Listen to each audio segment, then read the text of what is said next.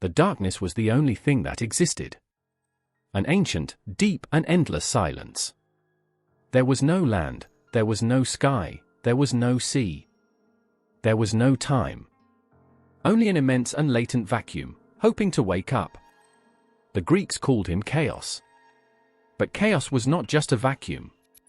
It was something else, somewhat disturbing, a living force, messy, unpredictable, that was beating as a forgotten heart in the center of nothing. Suddenly, chaos stirred. It was like a sigh, a first breath that changed everything forever. From that movement the first elements were born that would shape the universe. The first to emerge was Gaia, the Earth. It was not a simple extension of rock and dust. She was a mother, creator, sustenance. Gaia was warm, fertile, powerful. Every time he breathed, mountains rose from his skin. Every time I dreamed, the rivers began to flow. Everything that played was born from her. But Gaia was alone, and in his solitude he felt an yearning impossible to ignore. I needed a partner, someone with whom to share their existence. Then, from its depths, Gaia created Uranus, heaven. High, majestic, infinite, Uranus extended on it as a starry mantle. His eyes were the stars, and his voice echoed as thunder in the distance. Together they formed the first sacred union, earth and heaven, Gaia and Uranus, mother and protector. He covered her, surrounded her, loved her with an intensity that shook the foundations of everything that would be. But Gaia and Uranus were not the only ones. Other forces that stalked in the shadows also emerged from the same chaos. Erebos, the deep darkness, slid through all corners, filling each empty space with its suffocating presence. It was not just absence of light, it was the mystery that hides at night, the fear that lives in the unknown. His shadow covered everything, until no one could know what was beyond his veil. And next to Erebos Nyx arrived, the night. But Nyx was not a simple quiet and peaceful night. His mantle was woven with the whispers of dreams and nightmares, with secrets that the gods did not even dare to pronounce. He had a terrifying and beautiful power at the same time. His eyes were wells of infinite darkness, and his hair, like a waterfall of stars fell on his shoulders. When Nyx walked, time seemed to stop, and even the light backed away before her. These first beings were not benevolent gods or comprehensive figures. They were primary, wild, indomitable forces. Gaia could be a mother and nurture life, but he could also swallow everything in a furious earthquake.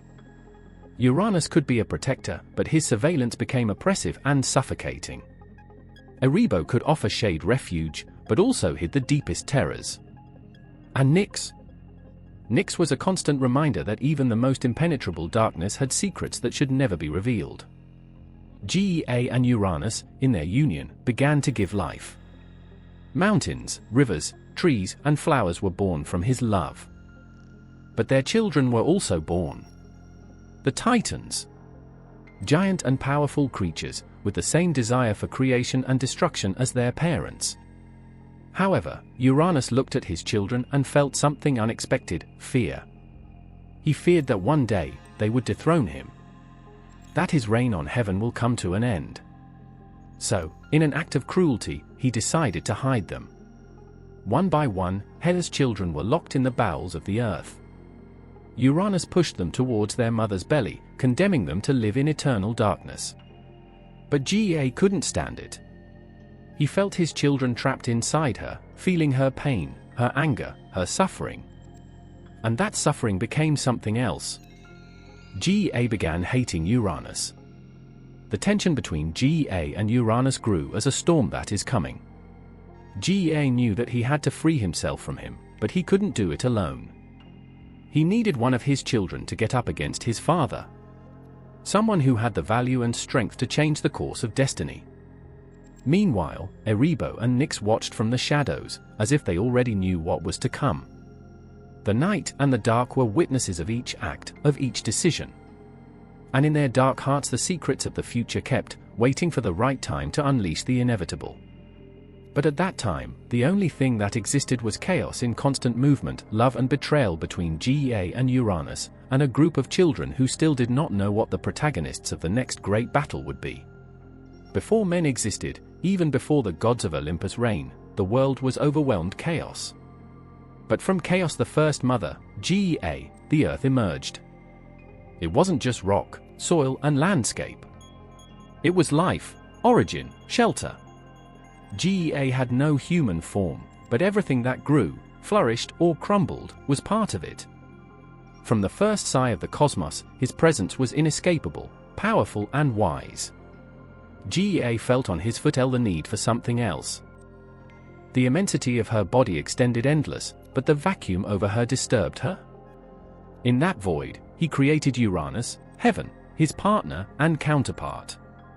Uranus deployed on Gaia as an infinite blue mantle, thoroughly with bright stars that, although distant, seemed to observe everything that happened below. Together, Gaia and Uranus formed the first balance, the earth under their feet and the sky over the head, sustenance and protection. But this world was still incomplete. There were no borders. There were no mountains to separate the valleys or ocean surrounding the coasts. Everything was about to do. Gaia, in his creative instinct, began to mold. His breath formed the first hills, and when he exhaled more force, the mountains were born. Some were soft and cozy, others were steep and dangerous, as if they reflected the same duality of their heart, protective mother, but also a force that could devour everything in its path. However, Uranus was not content just by looking. Although Gaia had created him to cover and accompany her, Uranus wanted more.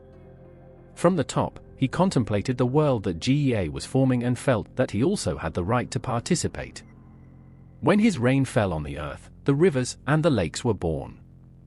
And when their storm tears beat furiously, the waters made their way to the oceans. Thus emerged the seas, vast and deep, with an indomitable power that seemed to have its own life. Gaia proudly watched what they had created together, but also with a growing concern. Uranus was everywhere.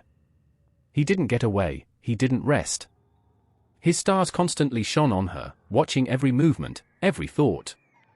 Although his presence was comforting at first, he gradually became oppressive. Gaia felt that, instead of protecting her, Uranus controlled her. And that control would begin to unleash a series of events that would change the fate of everything that was about to be born. The world continued to transform. With each step of Gaia, the mountains creak under their feet. With each Uranus gesture, the heavens illuminated or darkened. But there was a place that neither seemed to want to play. A hidden, deep corner, where the light of the sky did not arrive and the earth seemed to absorb all sound. It was the Tartar, the underworld, a space that did not belong to the earth or to heaven. He was there, still, waiting for his purpose. The Tartar was not just a place. It was a presence, a living abyss that breathed with a slow and ominous rhythm. There, time stopped, and the darkest secrets of the world hid in their shadows. No one created it, I was simply there, as if it were an inevitable part of the universe, a reminder that not everything that existed was beautiful and bright. Gaia accepted it, but Uranus feared it. The Tartar was all that he could not control, and that fear sowed in his heart a seed of paranoia.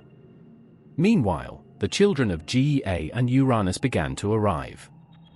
Each of them represented a part of the world in formation.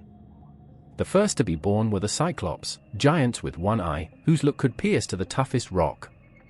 They were builders by nature, matter molders.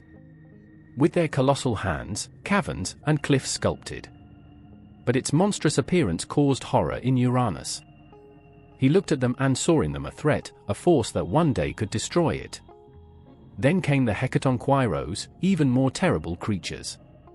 They were giants with 100 arms and 50 heads, a chaos of gross force and uncontrolled fury. Each of his movements made the earth tremble, and when they roared, the echoes were heard even in the sky. Uranus could not bear his presence. He considered them aberrations, errors that should not have been born. Then Gaia and Uranus had the Titans, the most majestic of their children. They were huge, yes, but also beautiful and powerful, as reflections of their parents. Among them were Ocean, who controlled the waters, and Chronos, the most cunning and ambitious of all. The Titans seemed destined to govern the world that their parents had created. But Uranus, blinded by his fear, did not allow it.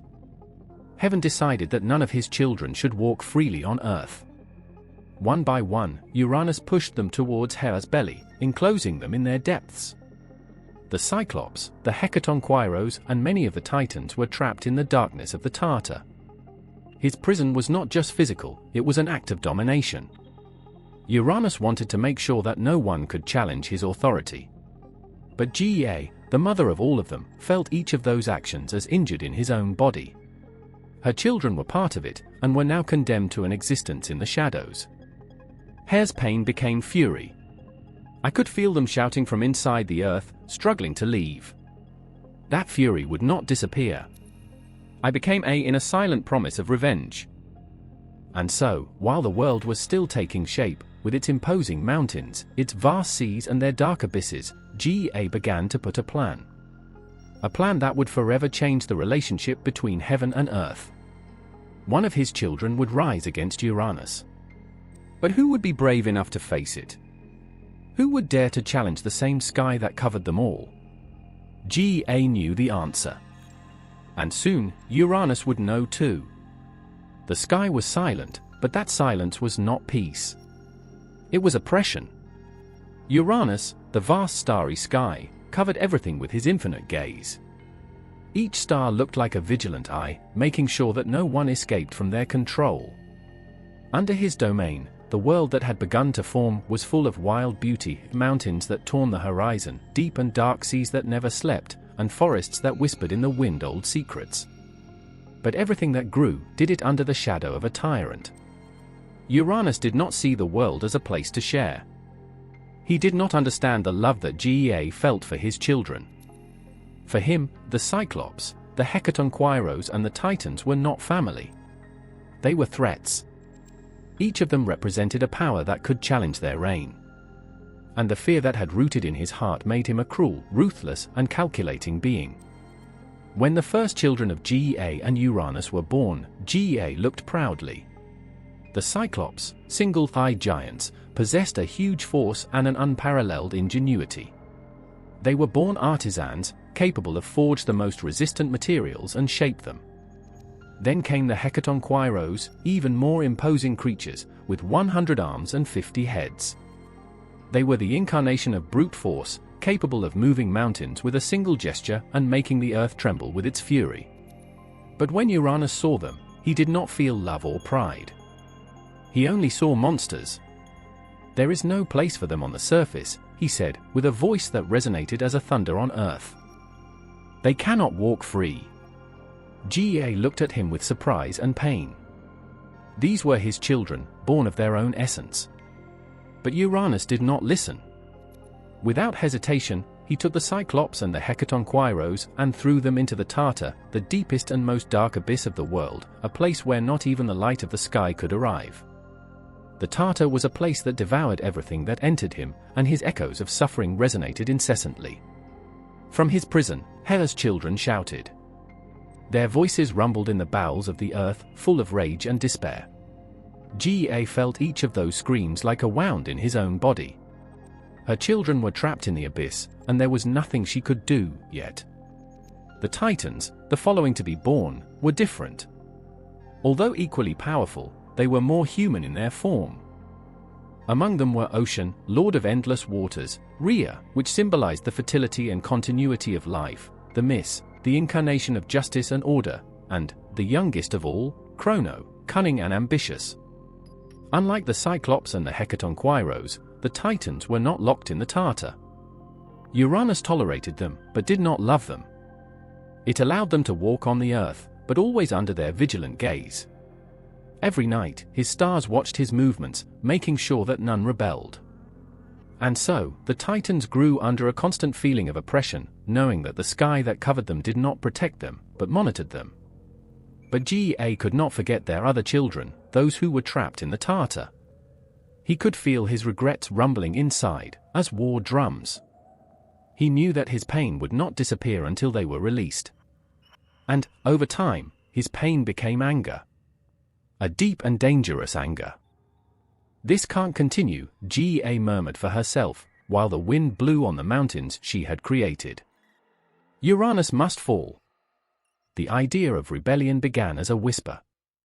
But little by little, that whisper became a roar in his mind. He knew he couldn't face Uranus alone. He needed one of his children, someone with enough courage to challenge heaven himself. Gaia approached the Titans and spoke with them quietly, as if the same sky could hear his words. "Don't you feel injustice?" he asked, his voice full of contained emotion. "Don't you feel the weight of Uranus crushing everything we are? Your brothers are locked in the Tartar. Your father controls us all." The Titans listened to her in silence. Some looked away, fearful of the consequences. They knew that Uranus could hear to the milder whisper if he wanted. But one of them, Chronos, raised his head and stared at his mother. "What do you propose?"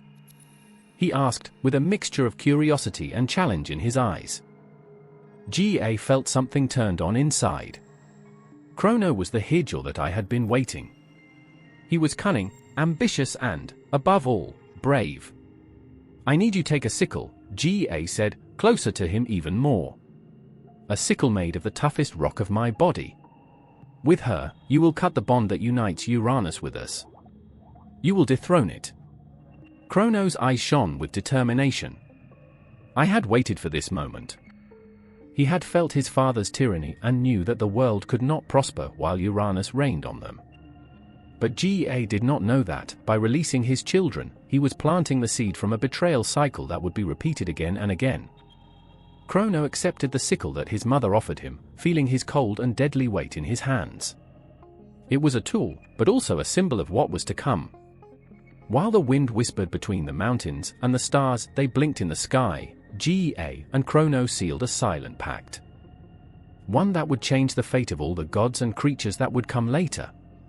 That night, while Uranus rested carefree on top, without knowing that his own son was preparing his fall, the earth trembled slightly, as if the world itself knew that something was about to break. The tyranny of heaven was about to finish. But, as Gaia would soon discover, the price of freedom would be higher than he ever imagined. The night he changed, the sky seemed more vast than ever. The stars shone with a disturbing intensity, as if they sensed that their lord, Uranus, was about to lose his throne. But Uranus, confident in his eternal power, did not see the storm that was created under him. He did not hear the whispers on earth or felt the tension that grew as deep roots in Hera's heart. Gaia had waited patiently.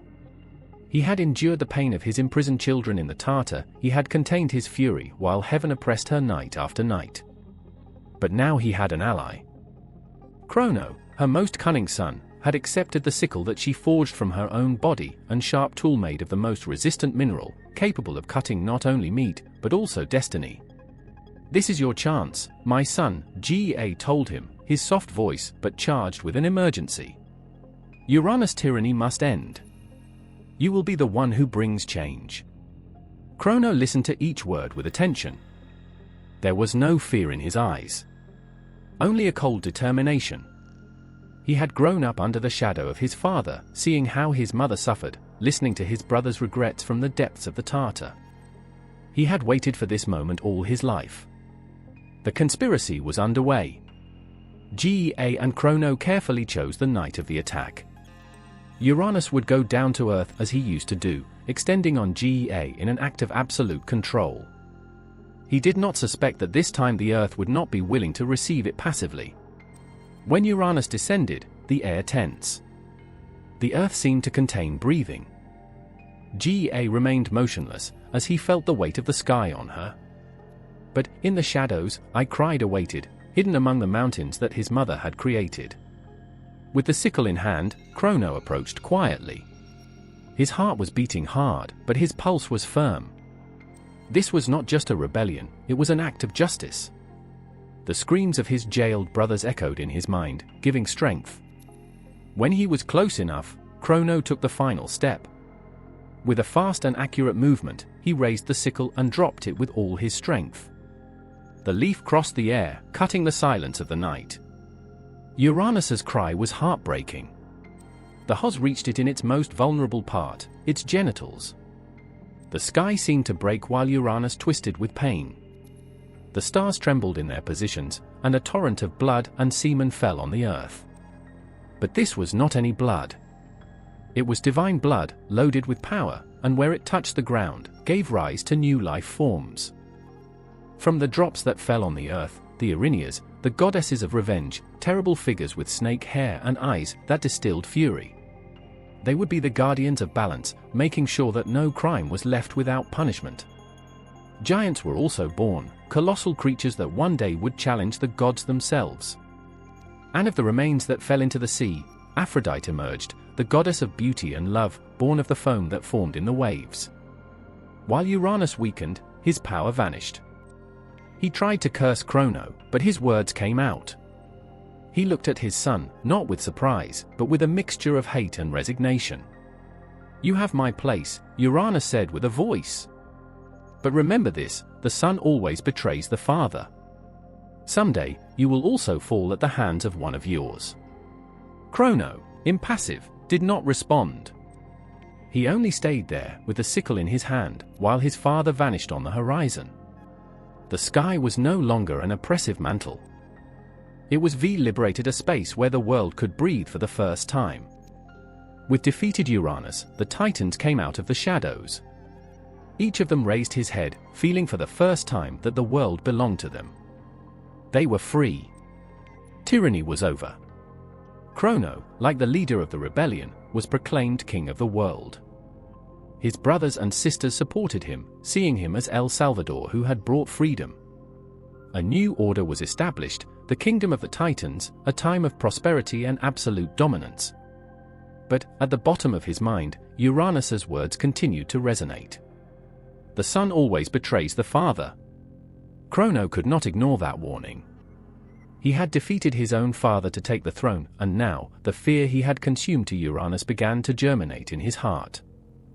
Because if he had been able to rebel, what would prevent one of his own children from doing the same? The new king of the world, victorious and acclaimed, did not know that his reign would be marked by the same shadow that had destroyed his father. The world woke up to a new era. With dethroned Uranus, the sky ceased to be an oppressive prison and the air, finally, it seemed free of invisible chains. Chronos, now absolute king, was erected as the ruler of the cosmos with his sister and wife, Rhea. He titled that he symbolized fertility and abundance. Together, they seemed destined to bring stability and prosperity to a world that, until then, had only known fear and oppression. But behind the victory and the celebrations, Chronos kept a secret that tormented him. That final cry of his father Uranus, badly injured and humiliated, had not been a simple warning. It had been a curse, a prophecy that now ran through its veins like poison. "One of your children will do what you did to me. You will be destroyed by your own blood." Chronos could not forget those words. They repeated in their mind as an endless echo. I could feel the shadow of betrayal stalking it, even in times of greatest glory. The freedom that had conquered felt fragile, like a sheet that is sustained in the air before falling. Time passed, and the reign of Chronos was consolidated. The Titans ruled on the world with an indisputable authority. The cosmos was in order, the seas obeyed the ocean, the sun and the moon followed their cycles, and the stations began to mark the passing of the years. Humans, creatures that began to populate the earth, looked at the sky with reverence, outside the divine tensions that were gestured beyond their understanding. Chronos, however, did not find peace. Not even the love of Rhea, his wife and queen, managed to calm his concerns. Rhea was different. Her love for life made her generous and compassionate.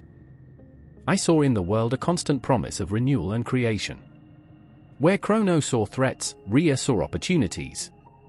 Where Chronos felt fear, Rhea felt hope. And when the first children began to be born from their union, Rhea received them with a mixture of pride and tenderness. "Look, Chronos. This is our son." He showed the newborn with his eyes full of light.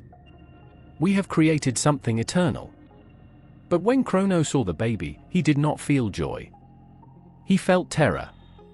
His father's prophecy hit his mind more strongly than ever. That child, small and vulnerable, was not just his son. It was his conviction.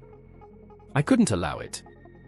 When night came, and Rhea fell asleep, Chronos approached the baby with silent steps. The creature, oblivious to the destination that awaited him, slept placidly, wrapped in blankets woven by his mother. Chrono observed it with a mixture of guilt and determination. His hand was trembling as he lifted him from the bed. The king of the Titans could not take risks. Fear had made him what he hated most, a tyrant who didn't see children, but threats. Without hesitation, Chrono opened his mouth and swallowed the child. The bitter taste of fate tore his throat, but Chrono ignored it. He had saved his throne, at least for now. When Rhea woke up and saw the empty bed, his heart broke into 1,000 pieces. "What have you done?" he shouted Chrono, his eyes full of tears. "It's for our good, Rhea." Chrono avoided looking her in the eye. "For the stability of the world." But I couldn't understand it. He could not accept that the man he loved had committed such a cruel act. His pain did not end there. Every time a new son was born, Chrono repeated the same monstrous act. Hestia, Demeter, Hera, Hades, and Poseidon, one by one, his children were swallowed by his own father, disappearing in the depths of his body. For the outside world, Chrono was a strong and wise king. Under his government, the Titans prospered and the world seemed in order. But, in secret, his reign was built on a pillar of fear and betrayal. Chrono did not sleep peacefully. He was always vigilant, waiting for the day his father's prophecy was fulfilled. Rhea, however, and consumed in pain and anger. Each loss was like a stab in the heart. But after each blow, its resolution grew. I knew I couldn't allow that cycle to continue. He had to find a way to save his children and to end the madness of Chrono. When she was pregnant once again, Rhea made a decision. This time it would be different.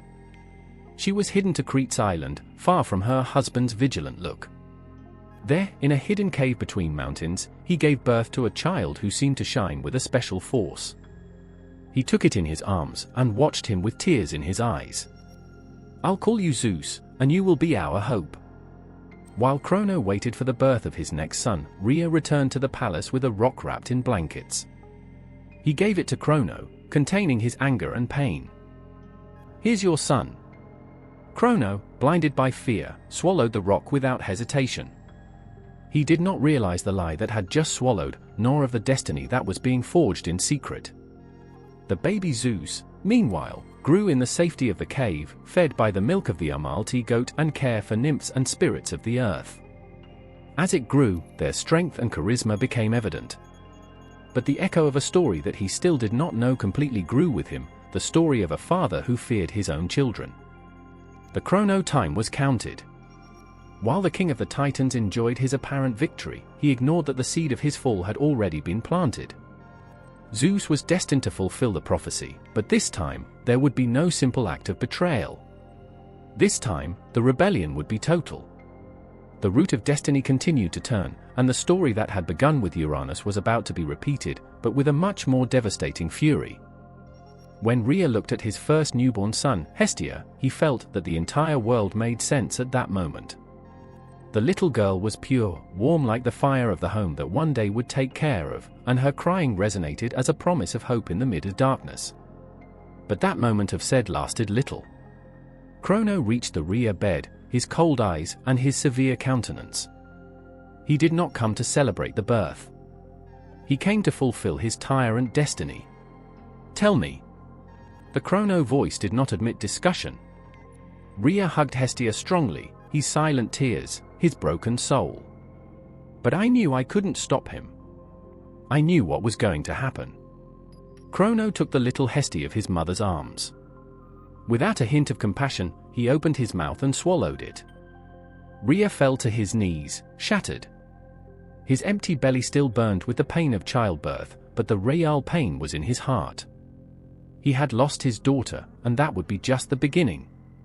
The time advanced. Rhea gave birth to more children, and with each one, the story was repeated. Demeter, the goddess that one day would be the mother of the fertile land, was devoured before touching the ground. Then Hera came, the future queen of the gods, torn from her mother's lap and swallowed mercilessly.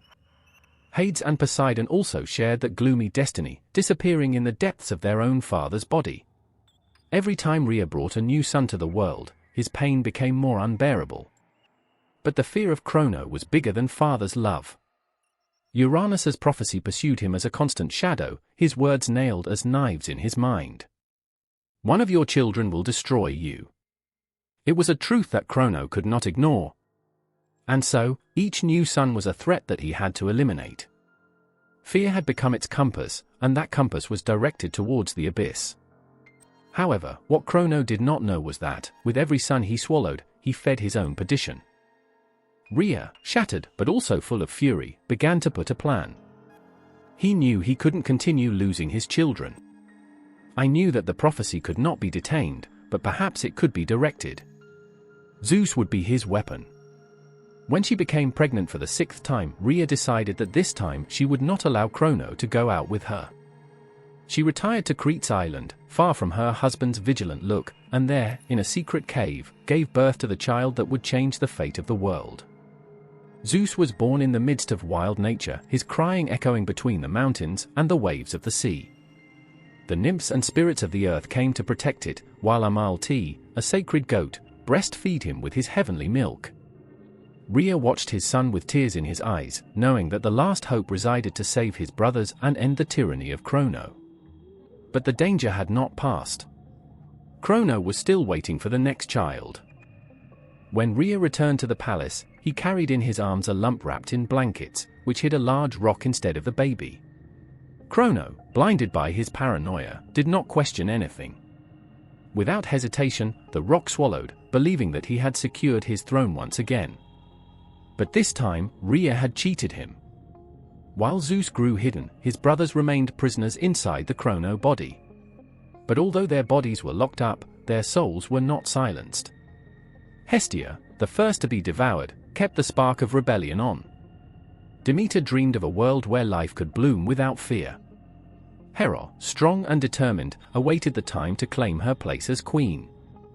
Hades, silent and patient, meditated in the dark. And Poseidon, with his indomitable spirit, wanted to break the chains that imprisoned him. His voices had not turned off. They lived inside Chronos, like a latent fire that one day would explode. But Chronos did not listen to them. In his mind, he was sure to have won. He had swallowed all his children. He had challenged destiny. What could go wrong? What Chronos did not understand was that fate cannot be stopped. It can be delayed, it can be diverted, but never avoided. The seed of his fall had already been planted, and Zeus, the son who had survived, was the fruit of that seed. Time followed its course, but every second that passed, every dawn and every sunset, they approached Chronos to the moment when the prophecy would come true. And that moment was much closer than he could imagine. The night was loaded with heavy silences and murmurs of the wind that swept the mountains of Crete. Rhea, with his heart overwhelmed by anguish, walked under the pale light of the moon, holding Zeus' newborn in his arms. The little one slept placidly, oblivious to the weight of the destination that carried over his tiny shoulders. But his mother had no peace. I knew every minute was crucial. Chronos, her husband and king of the Titans, hoped to devour her son as she had done with the previous 5. Rhea had sworn that this time it would be different. He would not allow another son of his to be condemned to the dark within his own father's body. So, while Chronos waited impatiently on his throne, Rhea went to Crete's bowels, looking for a secret refuge where little Zeus could grow away from the tyrant's eyes. The cave of Dicta, hidden between steep cliffs and impenetrable forests, rose as a sanctuary forgotten by time. There, between the old stones and the dancers, Rhea placed his son on a bed of soft leaves. "Here you will be safe, my little one." His voice trembled, but there was a firmness in her words that only a desperate mother can have. Zeus opened his eyes for a moment, and he saw in them a spark that he had not seen in any of his other children. It was as if the child already knew that his destiny would be great, as if he understood that he was destined to change the course of the gods and mortals. Before leaving, Rhea left Zeus in the care of Amalti, a magic goat whose milk was more powerful than any divine nectar. Amalti was more than a simple caregiver, it was a fierce protector ready to defend the child against any threat. In addition, the Melissa and Adraste nymphs offered to take care of it, feeding it and singing old songs that talked about courage and hope. But there was a problem. Chronos should not listen to the child's crying. If the sound reached his ears, he would suspect that he had been deceived, and his fury would be devastating.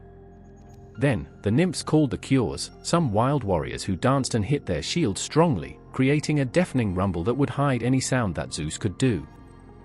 Every time the boy cried, the Cures raised their weapons to heaven and hit the ground with their feet, creating a noise wall that protected the most valuable secret in the world. Meanwhile, in the Palacio de los Titans, Chrono eagerly expected the arrival of Rhea with his son.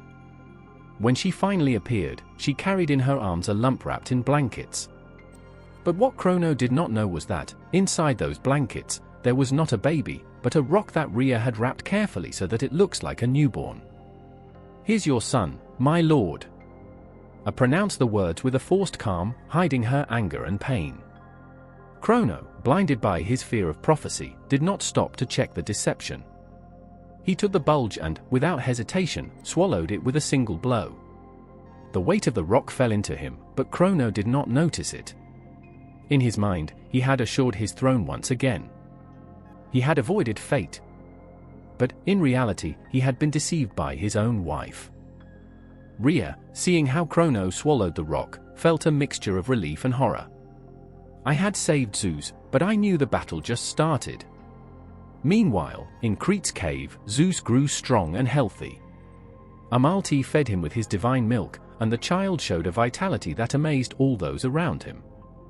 As the years passed, his reason began on the walls of the cave, and his small steps began to travel the hidden paths of the island. But not only fed on milk and songs.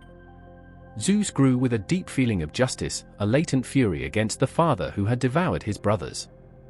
Although he still did not completely understand his destiny, something inside told him that his life was linked to a greater purpose. One day, while playing in the fields of Crete, Zeus saw Amalti perched on a cliff, watching him with his serene eyes.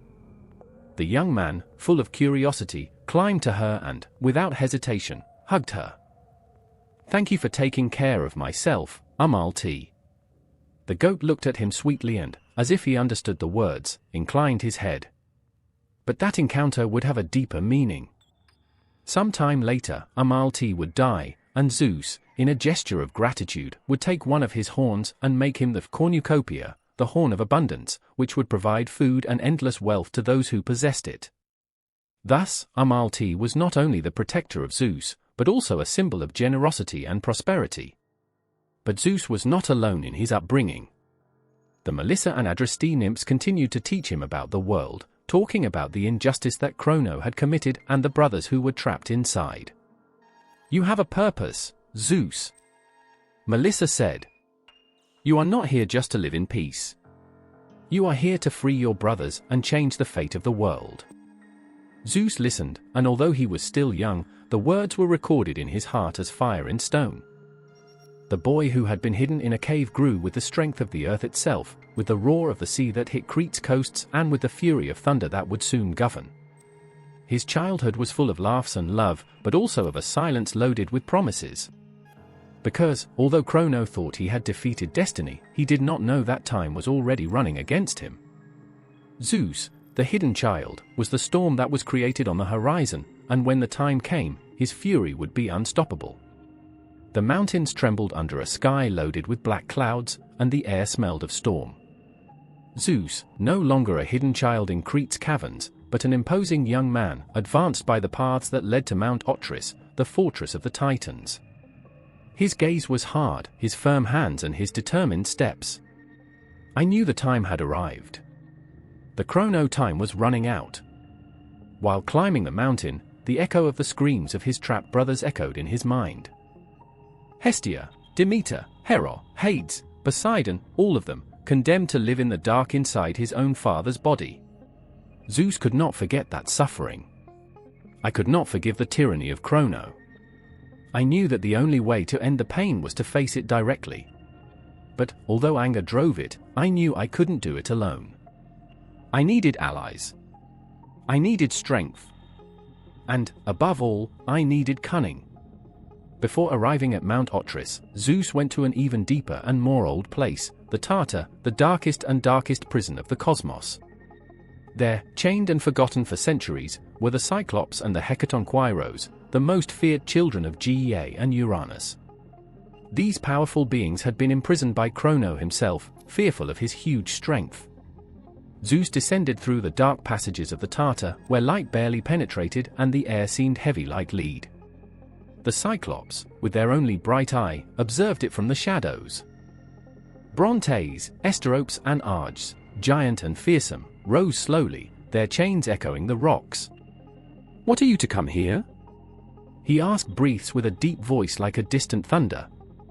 Zeus advanced without hesitation. "I'm Zeus, son of Chronos and Rhea. I have come to free them. But first, I need your help." The Cyclops exchanged looks. They had heard of Zeus, the boy who had escaped the cruel destiny that his father had imposed on his brothers. They had heard rumors of the rebellion that was brewing in the world. And now, that young man was before them, offering them something they had wanted for centuries: revenge. "If you release us, we'll fight by your side," said Arches, his unique eye shining with determination. Zeus did not hesitate. With their hands, they broke the chains that kept them prisoners. The Cyclops, free for the first time in eons, bowed to him as a sign of loyalty. "As a sign of our gratitude, we will give you a gift," said Asteropes. The three Cyclops began to work, hitting the rocks with their giant hands and forging in their guns a unique weapon. When they finished, they offered Zeus a ray, a burning lightning that shone with the strength of the storms. Rhea would be his weapon, his symbol of power. "With this, you will knock your father." But the Cyclops were not the only allies that Zeus busy to. In another corner of the Tartar, chained even more deeply, were the Hecatonquires, the giants of 100 arms and 50 heads. These beings were even more fearsome than the Cyclops, and their fury had been contained for too long. When Zeus approached, one of them, Koto, observed it with skepticism. "Why would we fight for you?" Zeus stopped in front of him, looking directly into his eyes. "It's not just for me. It is for you. It is for all those who have suffered under the tyranny of Chronos. It is for the world that he has condemned fear and oppression." Zeus's words resonated in the caverns of Tartar. The Hecatonquires felt inside that this young man was not like his father. In his words there was justice, no ambition. There was hope, not being able to empty. With a firm gesture, Zeus broke his chains. Koto, Briario, and Giggs, the three Hecatonquires, rose with a force that shook the earth. "We will look with you. And when the time comes, we will destroy the walls of Mount Otris." With his gathered allies, Zeus mounted to Mount Otris, where Chronos ruled, confident that his kingdom was eternal. But Chronos did not know that the storm was already on his way. When Zeus appeared before his father, he was not the helpless child who had fled years ago. He was a god armed with the power of thunder, accompanied by the giants who Chronos had rejected and feared. "Father!" Zeus's voice echoed like thunder. "Your time is over." Chronos, surprised by the audacity of his son, got up from his throne. "Do you think you can challenge me, boy?" He wrote. "I am Chronos, the Titan of time. No god can defeat me." But Zeus did not hesitate. With a fast movement, he threw the ray that the Cyclops had given him. The sky broke into two, and the earth trembled under his feet. While the battle began, the Hecatonquires demolished the walls of Mount Otris with their 100 arms, and the Cyclops threw huge stones that staggered the mountains. The cries of the Titans echoed all over the world, but Zeus knew that this war was just beginning. Chronos' fury would be devastating, but the fire of the rebellion could no longer be off. And in the depths of Zeus's heart, a promise burned like ray in his hand: he would free his brothers. He would destroy his father, and would change forever the fate of the world. But the storm had not yet reached its fiercest point. The horizon began to darken, and the air became heavy as if the world itself was breathing. The war was coming. The whole cosmos felt that something immense was brewing, that the forces of the universe were about to explode. The ground trembled under everyone's feet, and the stars knocked up with a sinister shine, as if they sensed what was to come. Zeus, under the command of the Olympics, prepared for what would be the greatest and most decisive battle of his life. His heart was beating hard, but in his eyes something more than determination shone. There was revenge, yes, but also hope. The future of the entire cosmos depended on what happened in the coming days. It was no longer just about freeing his brothers. It was about ending the tyranny of Chronos, of restoring the balance and bringing the justice that was lost. Meanwhile, on the other side of the conflict, the Titans also prepared for war. Chronos, his leader, had already gathered the most powerful of his. From the palace on Mount Otris, the tyrant watched the horizon, a face marked by anger and concern. Zeus! That traitor! He murmured between teeth, his fixed eyes in the dark clouds that signed on the ground. I never imagined you would get to this. Chronos had gathered his brothers, the Titans, those who had been his classmates in the first days of creation. Oceanus, Coeus, Crius, Hyperion. All of them, huge and powerful, ready to defend his throne, convinced that the war against the Olympics would be short and decisive. After all, they were the ancient gods of the world, the rulers of time and earth. They could not conceive that young gods could defeat them. However, not all Titans shared Chronos' confidence. Some, such as Prometheus and Epimeteo, have already begun to doubt the justice of their cause. Prometheus, the Titan of the forecast, had seen the future in his visions and knew that the time of the Titans was coming to an end. However, his loyalty to his family prevented him from betraying completely. If you have to fight for good, it will be with Zeus. Prometheus murmured, looking at the cloudy sky, as he retired from discussions, looking for ways to save humanity that the Titans did not understand. The clash between the two sides was imminent. Zeus, at the head of the Olympics, had managed to unite several of the most powerful gods, those who, like him, has been children of Chronos, but also to beings of great power that were aligned with the cause of justice. Hades, his brother, who would govern the underworld, remained firm in his determination to defeat Chronos. Although his place was beyond sunlight, his loyalty to Zeus was absolute. He was the shadow, the protector of the dead, and his mission would be crucial when the battle came to his climax. Poseidon, the god of the seas, had already summoned the waves to prepare for the conflict. He knew that his trident would be a weapon of mass destruction against the Titans. The sea roared like a beast willing to devour those who dared to challenge the natural order of waters. But the Olympics were not just the children of Chronos. The Cyclops, who had forged Zeus's ray, now joined the army of young gods. His power and ability to manipulate metal were an invaluable resource. Not only provided weapons, but also the power of the lightning that Zeus would use to bring the storm over the Titans. The Hecatonquairos, with their 100 arms, also aligned with the Olympics. Briareos, Giggs, and Koto were more than just giants. His ability to destroy and his unstoppable strength would be a crucial advantage in war. No one could foresee the chaos that would unleash on the battlefield. The final confrontation approached, and the preparations were intense. Both sides aligned with their troops, each knowing that the war would decide the future of the cosmos. Chronos trusted the strength of the Titans, but Zeus knew that the battle would not be just a matter of brute force. The strategy, cunning and sacrifice would play a crucial role. The day of titanomachy came with an overwhelming speed. The heavens, obscured by clouds and thunder, announced the cataclysmic battle that was about to unleash. The Olympics and the Titans faced the roar of the winds, the rumble of the mountains, and the collide of the divine weapons. Each blow was a blow towards the balance of the universe. On the battlefield, Zeus, armed with his ray, faced his father directly. Chronos, with his scythe, tried to repel his son, but was not prepared for the power of thunder. The Cyclops, under the orders of Zeus, launched gigantic rocks, disintegrating the defenses of the Titans.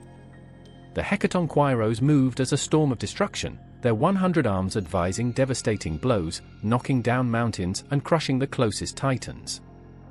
The clash was so violent that it seemed that the entire cosmos was about to break. But the most crucial was happening in the heart of the battle. Zeus, faced face to face, knew that the victory of the Olympics depended on one thing: defeat the tyrant. Each movement of his father was full of anger and despair, but every Zeus blow was like a lightning bolt that broke the chains of the past. The fate of the world was hanging from a thread. Titanomachy was not just a war. It was the battle for the soul of the universe, for the future of the gods and mortals. But the course of the war was about to change, and Zeus knew that the moment of truth had arrived. The noise of the war rumbled in every corner of the cosmos. The air vibrated with the fury of the gods, the forces of nature unleashed in a struggle that did not know limits or mercy. Titanomachy had begun, and the first skirmishes between Olympics and Titans were already marking the fate of all beings in the world. The daylight disappeared under the weight of storm clouds, which swirled over the battlefields. The first hours were chaotic, fast, brutal. In a first clash, the Cyclops, with their huge strength, threw huge rocks that fell on the Titans like meteorites, breaking everything in their path. Brontes, Asteropes and Arges, armed with their incredible strength, not only fought the giants' enemies, but also manipulated lightning, fire and earth, creating a spectacle of destruction that left a trail of chaos and fire. On the other hand, the Hecatonquairos unleashed terror in the ranks of the Titans. Koto, Briario and Giggs, with their 100 arms, attacked their enemies with such speed and brutality that it seemed that the entire world was being crushed by their power. Every arm that fell on the Titans shattered an army, each blow threw a rock castle to the ground. The Titans, although great and powerful, seemed nothing in front of these 100 hands giants. The war was not only fought with rocks and physical blows.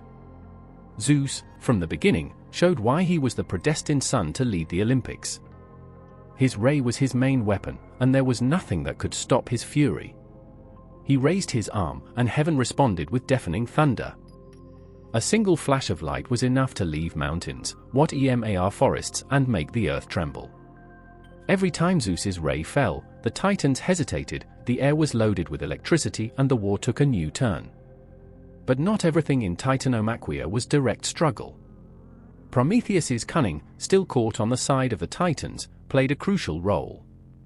While his brothers struggled, he used his intelligence to destabilize the Olympics. He knew that brute force would not be enough to win this war, and therefore he dedicated himself to deceiving and sowing discord among the gods of Olympus. His whispers reached the ears of some, sowing seeds of doubt, but Zeus was not easy to deceive. With his wisdom and determination, the leader of the Olympics kept his army together, guiding each god in his task and showing that the true enemy was not one of his own, but Chronos and his allies. Meanwhile, Poseidon, the god of the seas, was not willing to be left behind. With his trident, he summoned marine monsters and controlled the waters as no one else. The ocean roaring under his command. Every wave that raised was a tsunamis that swept the Titans' formations, while nightmare creatures arose from the depths to fight by their side. The Titans tried to resist, but the waters of the sea were a barrier that could not easily cross. Poseidon, however, not only dominated the seas, his ability to control waters gave him an advantage in each confrontation. It was as if the same nature was on his side. But the battle was far from just physical. Hades, the god of the underworld, seemed distant, as always, but his power was indispensable. While the Olympics faced the Titans on the surface, Hades took care of what was happening in the shadows. His kingdom, the underworld, was the place where fallen souls and the dead wandered, and there, Hades found the necessary force to face the Titans. The dead, still in silence, rose with their call, and the shadows of the underworld became his army. While the Titans struggled with the Olympic gods on Earth, the dead fell on them from the depths. In the heart of the battle, Chronos and Zeus faced face to face. It was an unparalleled battle, a clash of titans in the most literal sense. Chronos, with his sharp side like the edge of a sword, tried to cut the air at every step, but Zeus responded with his ray, colliding with his father in a confrontation of divine forces. The earth departed around him, the rocks flew through the air, and the entire sky trembled with each blow. It was a struggle of generations, a confrontation between the old and the new, between tyranny and hope. But not even Zeus's power was enough to defeat Chronos immediately. The battle spread, and the Olympics fought on multiple fronts, each facing a different titan. The titans who were not directly facing Olympics were dedicated to launching long-distance attacks, using the terrain in their favor, causing avalanches, earthquakes, and torrential rains. As the first games continued, the tension grew. The war was not only fought with weapons and magic, but also with the courage and the will of the gods. Each attack, every shout, every fall, causes the balance of the war to bow a little more to one side or another. The forces of the universe overflowed. It was impossible to predict what would happen next. And while the gods struggled and the world twisted under the fury of the battle, in the shadows of war, the shadow of betrayal stalked. Who would be willing to make the final sacrifice to win the war? Who could fall, and what repercussions would that have for the future of the gods and the destiny of all mortals? The first skirmishes were only a prelude to what was to come, an advance of the destruction, victory, or ruin that would change everything forever. The fight reached its climax with unparalleled violence. The sky set fire with rays, the earth trembled under the power of the gods and the titans, and the wind roared like a wild animal. But something, deep in chaos, began to change. The weight of the battle began to bow. Zeus, with his ray in hand, saw how his allies remained firm, how the Cyclops and the Hecatoneiros tirelessly beat the Titans, while he himself fought face to face with a Chrono, the tyrant who had once stripped of his freedom to his freedom family. Chrono, exhausted, but not defeated, squeezed his side with more fury than ever. But in Zeus's eyes an unwavering determination shone. He was no longer the scared child who had been banished by his own father. Now, he was the leader of the gods, the son who brought with him the revenge and justice of the entire cosmos. With a thunder roar, he raised his ray once again, and with such a strong blow that the entire universe trembled, threw it against Chrono. The impact was indescribable. A thunder so strong that the earth itself seemed to break under its power, and the stars did notice, as if the heaven were being torn. Chrono, in all his greatness and sovereignty, fell to the ground, defeated by his own son. His body began to disintegrate, the vital force that had made it invincible for so long vanished as dust in the wind. In his eyes, despair and fear shone. But it was too late. Zeus's victory not only meant his father's defeat. The domain of the Titans had come to an end, and with it, the beginning of a new era. The Chrono fall was the prelude to the fall of all the Titans. With a solved look, Zeus raised his arm and, with a gesture, the Olympus forces began to take control of the battle. Each coup of the Cyclops was an avalanche, every blow of the catastrophe seemed to break one's own world. The Titans, exhausted and defeated, had no escape. The gods of Olympus did not forgive. The most dangerous Titans were strongly subjected, and many were captured. The battle was over, but the struggle for the future was not over yet. The defeated Titans could not be left free. Zeus, like Poseidon and Hades, knew that Tartar was the only place where the Titans could be imprisoned forever. The Tartar, that fearsome prison in the depths of the underworld, where the shadows stretch forever and where the souls of the traitors and the Avilders would never find rest.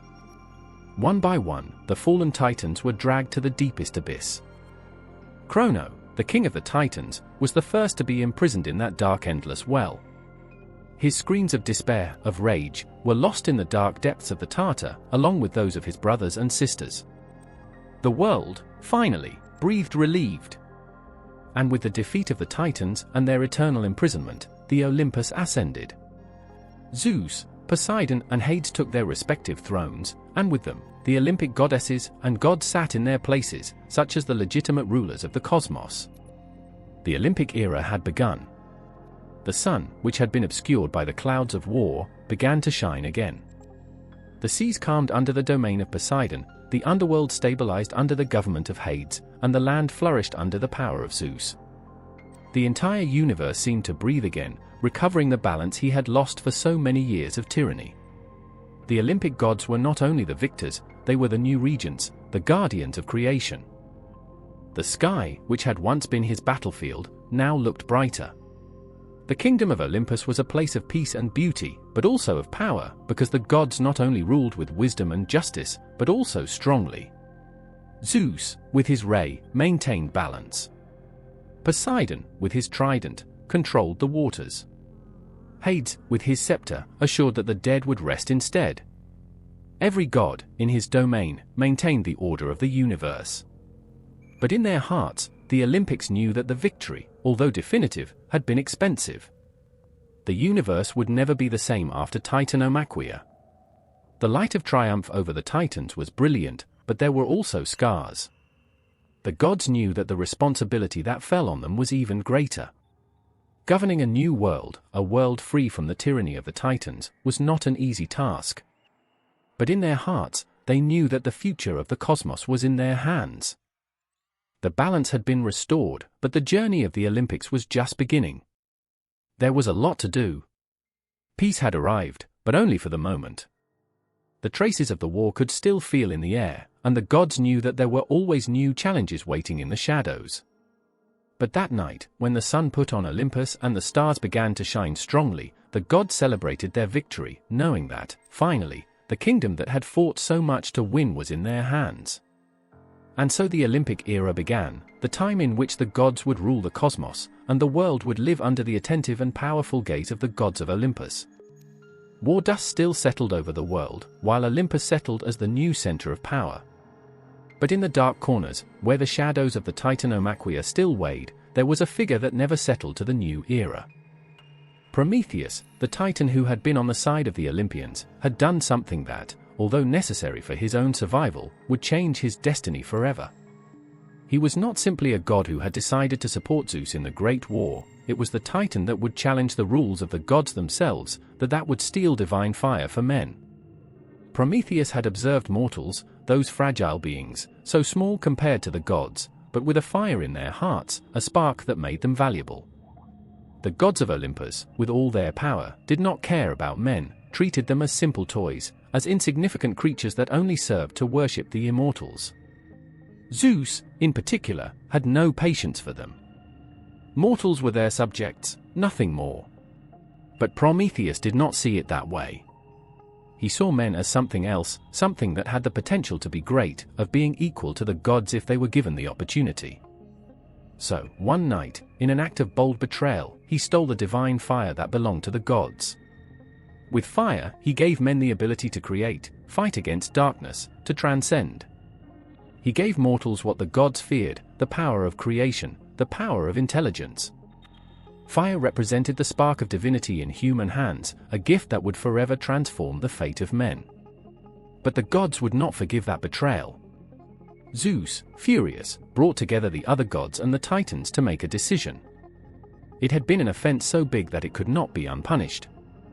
Prometheus had challenged the gods themselves, and that is why he deserved the most cruel punishment. The stolen fire would be punished with pain, with eternal suffering. Prometheus, the wise Titan, the benefactor of men, would be punished in the most terrible way that the gods could imagine.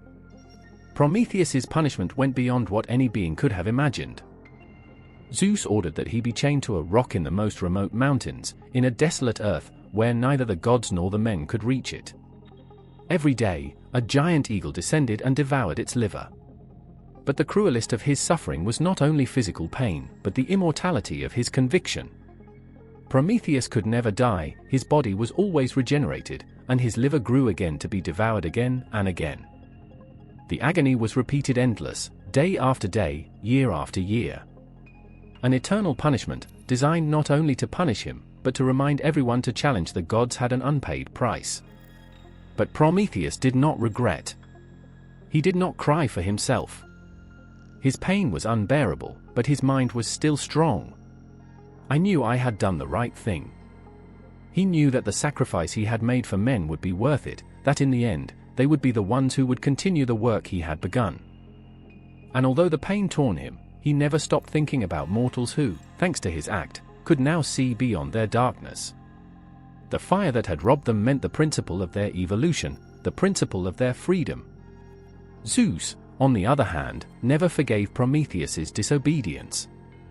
Although he could not deny that the Titan had been crucial for victory in titanomachy, and that men now possessed the gift of fire thanks to their courage, Zeus's resentment was too deep. Prometheus had challenged the divine hierarchy, had touched what should not be touched, the balance between gods and men. And therefore, despite the pleas of Hercules and some of the other gods, Prometheus was never released. Every time the eagle devoured his liver, the pain multiplied, but so did his determination. Although condemned to an eternity of suffering, the Titan did not break. In his mind, stolen fire was no longer simply a gift to mortals, it was a symbol of the struggle between the gods and men. Prometheus, in its own way, became the first symbol of resistance against divine tyranny, the first martyr for the freedom of mortal beings. Time passed, and Zeus, although full of rage, could not erase the sacrifice of Prometheus from his mind. Titan knew something that Zeus did not understand, that the light of humanity did not depend on the gods, but on the men themselves, their ability to create, love, dream. The fire that had stolen was not just physical fire, it was the breath of life, the force of creation. While Prometheus suffered, mortals began to transform their world, use fire to grow, to learn, to overcome the challenges that seemed impossible. And all that progress, owed it to him, to the betrayal of a Titan who believed in them when not even the gods did. In the darkness of his prison, Prometheus remained the lighthouse of hope for men. Although chained and tortured, the world did not forget its sacrifice. Because in his heart, in his immortal soul, he knew that his fight had been worth it. And although the punishment of the gods followed him, the legacy of his disobedient act would never disappear. In the end, the men grew up, built civilizations, and used the fire not only to survive, but to progress, to challenge the limits of the universe, as Prometheus had dreamed. And despite the suffering, he would always be remembered as the Titan who, even with his own conviction, ignited the spark that would give life to everything that would come. The wind blows strongly on the heights of Mount Olympus, a wind that seemed to sing an eternal song, a melody of power, victory, and destination. At the top of that sacred mountain, the kingdom of the gods stood imposing. And in his center, sitting on his throne, there was Zeus, the king of all the gods, the undisputed leader of a new divine order that had just been born after the war against the Titans. Zeus had risen to the throne not only by birthright, but for his actions, for his courage, for his ability to guide his through the darkness of titanomachy. He had defeated his own father, Chronos, and had banished the Titans to Tartar, a place where his influence could no longer touch the world. The victory had been bitter but necessary, and now Zeus was ready to govern with a firm but fair hand. In Olympus, the atmosphere was different. There was no place for tyranny like the one that had existed under a Chronos. Zeus was not a cruel god, nor a being thirsty for power, but the protector of the gods and men. He knew that his role was not simply to dominate, but to maintain the balance of everything that existed. Heaven, earth, the sea, everything was under his care, and although the power he possessed was immeasurable, he used it wisely. In Olympus, he was law and justice. Mount Olympus was not only a physical place, but a symbol of that new era, a shelter where the gods could live in peace, governing the world from their safe place in heaven. On their top, the gods of the Olympic pantheon often met, sharing banquets, advice, and dreams about the future. Olympus was the house of immortals, a kingdom full of glory and power, but also of conflicts and challenges. The gods of Olympus were not perfect, each one had his character, his wishes, his passions, but under Zeus's gaze, they learned to live in harmony, at least in appearance. Zeus, as king, not only ruled from his throne, but also with his will, with his ray, which was both his justice tool and punishment. Zeus's throne was the cornerstone of Olympus, and when he sat on him, all other gods knew that his word was law. Although he was not an absolute monarch, his power was such that no god dared to challenge him openly. The other gods knew that, although they could act on their own, there would always be a limit that they should not cross. Zeus, with his immense power, could destroy any god who dared to face him. Each god had their own domain, but all were under the surveillance of Zeus. Poseidon ruled the seas, Hades dominated the underworld, and Hera, his wife, was responsible for the protection of marriage and family. Athena watched for wisdom and arts, Apollo for music and light, Artemis for hunting and nature, and thus every god had his task, his purpose, his place. But always, in the end, Zeus was the supreme referee. No one could question their authority, because their power exceeded everyone else. The Olympus was more than a simple palace, it was a place full of symbols. Zeus's ray illuminated heaven, marking his presence throughout the universe. His throne, carved in the purest ivory, was the very representation of his power, and in the great parties that the gods celebrated, Zeus was the host, the leader of the celebrations, the god who was above all, not only for his power, but also for his wisdom. Despite the peace that now reigned in Olympus, not all the gods were always happy with their position. Hera, his wife, was often involved in conflicts with him, due to his jealous and protective character. Poseidon, although loyal to Zeus, did not always agree with his brother's decisions. And Hades, although he respected Zeus, had his own kingdom in the underworld and rarely mixed with the other gods of Olympus. Zeus knew that maintaining peace among the gods was not an easy task. Each of them had their own desires and needs, but after all, he was the one who had to mediate conflicts. The Olympus, as a home of the gods, was not only a place of beauty and peace, but also of constant surveillance. The gods watched mortals, and sometimes intervened in their lives, either to help them or punish them. Zeus was the protector of humans, but also the judge who punished those who disobeyed divine laws. In his mind, mortals were not simple creatures. For him, they were the reflection of the primary chaos, of the struggle between order and anarchy. And although he did not feel as close to them as the gods, he always observed their evolution with Aten in Olympus. Zeus was not just the king of the gods, it was also the guarantor of the universal order. Every action, every decision he made, not only affected the gods, but also had an entire world. The balance of the cosmos depended on his leadership, his ability to judge and decide on what was right and what was wrong. The gods, with their powers, their passions, and their own destinations, lived in a world where Zeus guided them, challenging them to maintain harmony, to work together. The Olympus, although a place of glory, was also a test field. The gods had to demonstrate that they could govern the cosmos with wisdom and justice, as Zeus had done in the war against the Titans.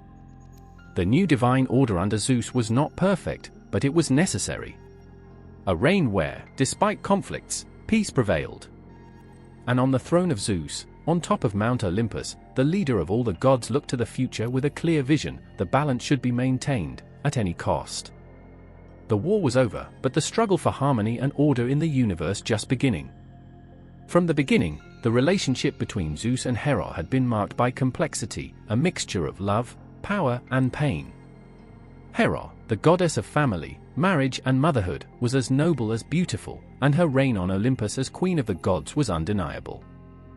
However, his marriage to Zeus, the absolute king of the gods, was full of shadows, betrayals, and passions that could never be dominated, either by him or her. Zeus, the powerful lord of heaven, was a god who never ceased to be the focus of attention, not only among the gods, but also among mortals. His attraction for other women was a constant that sowed discord in their marriage.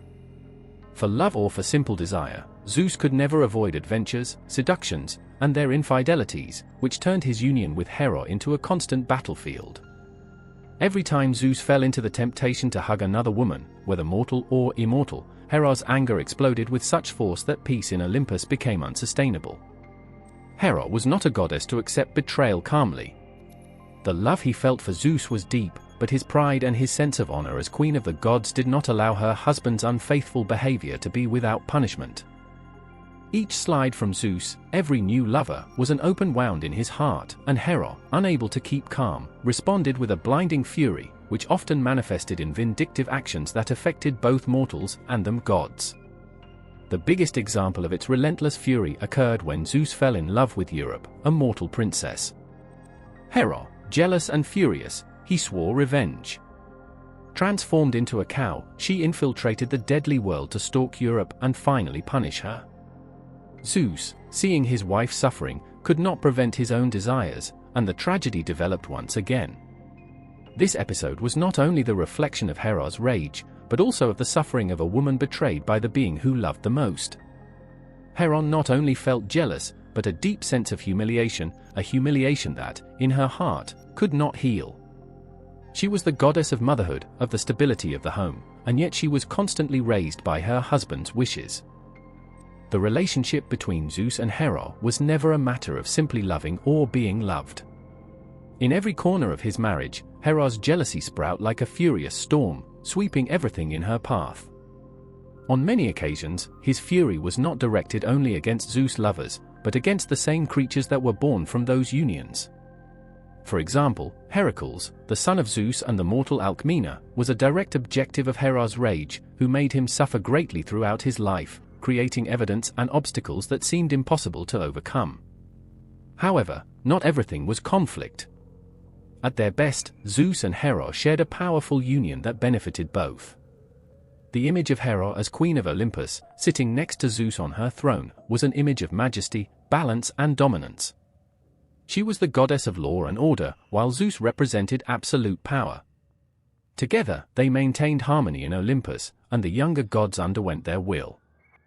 However, cracks in their relationship never closed completely, and jealousy and insecurities remained a weight that both loaded, although, often, in silence. Zeus, although deeply in love with Hera, never completely understood her pain. For him, love was not just a commitment to his wife, it was a necessity, an urgency of its divine nature. Hera, on the other hand, saw in Zeus's infidelity a threat to his own identity. For her, marriage was not just a fi union sicker or emotional, but a sacred construction that should be respected above all. When Zeus violated that trust, not only the pact was broken between them, but the order of the universe itself was endangered.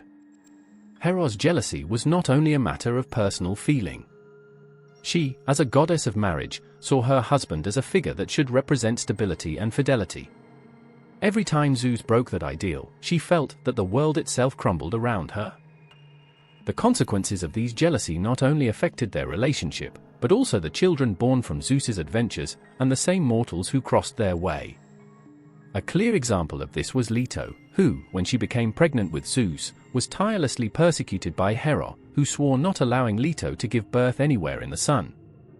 Leto, stripped of refuge, was forced to wander around the world, until he finally found a sanctuary on the island of Delos, where he gave birth to Apollo and Artemisa, two of the most powerful gods of the Olympic pantheon. Hera's hatred towards Leto and his children was so great that he even tried to prohibit worship in many places. Leto's story is just one of the many who illustrate how Hera's jealousy could overflow and affect those who had no blame in divine affairs. In Olympus, the gods feared both Hera's wrath and respected. They knew that if Zeus represented power and authority, Hera represented justice, the right to be respected and the need for marriage and family to be defended. However, the constant struggle between his love and his jealousy never allowed his relationship with Zeus to be really stable. Thus, Zeus and Hera continued their trip, a trip full of ups and downs, reconciliations and separations, of sacrifices and betrayals. Together, they reigned over Olympus, but the tension between them never disappeared completely. The love that both shared never ceased to be intense, but the shadow of Hera's jealousy always hovered about their marriage, making their relationship one of the most complex and painful of all Greek mythology. The roar of the waves, the power that overflows from the depths of the ocean, and the mystery that emanates from the sea.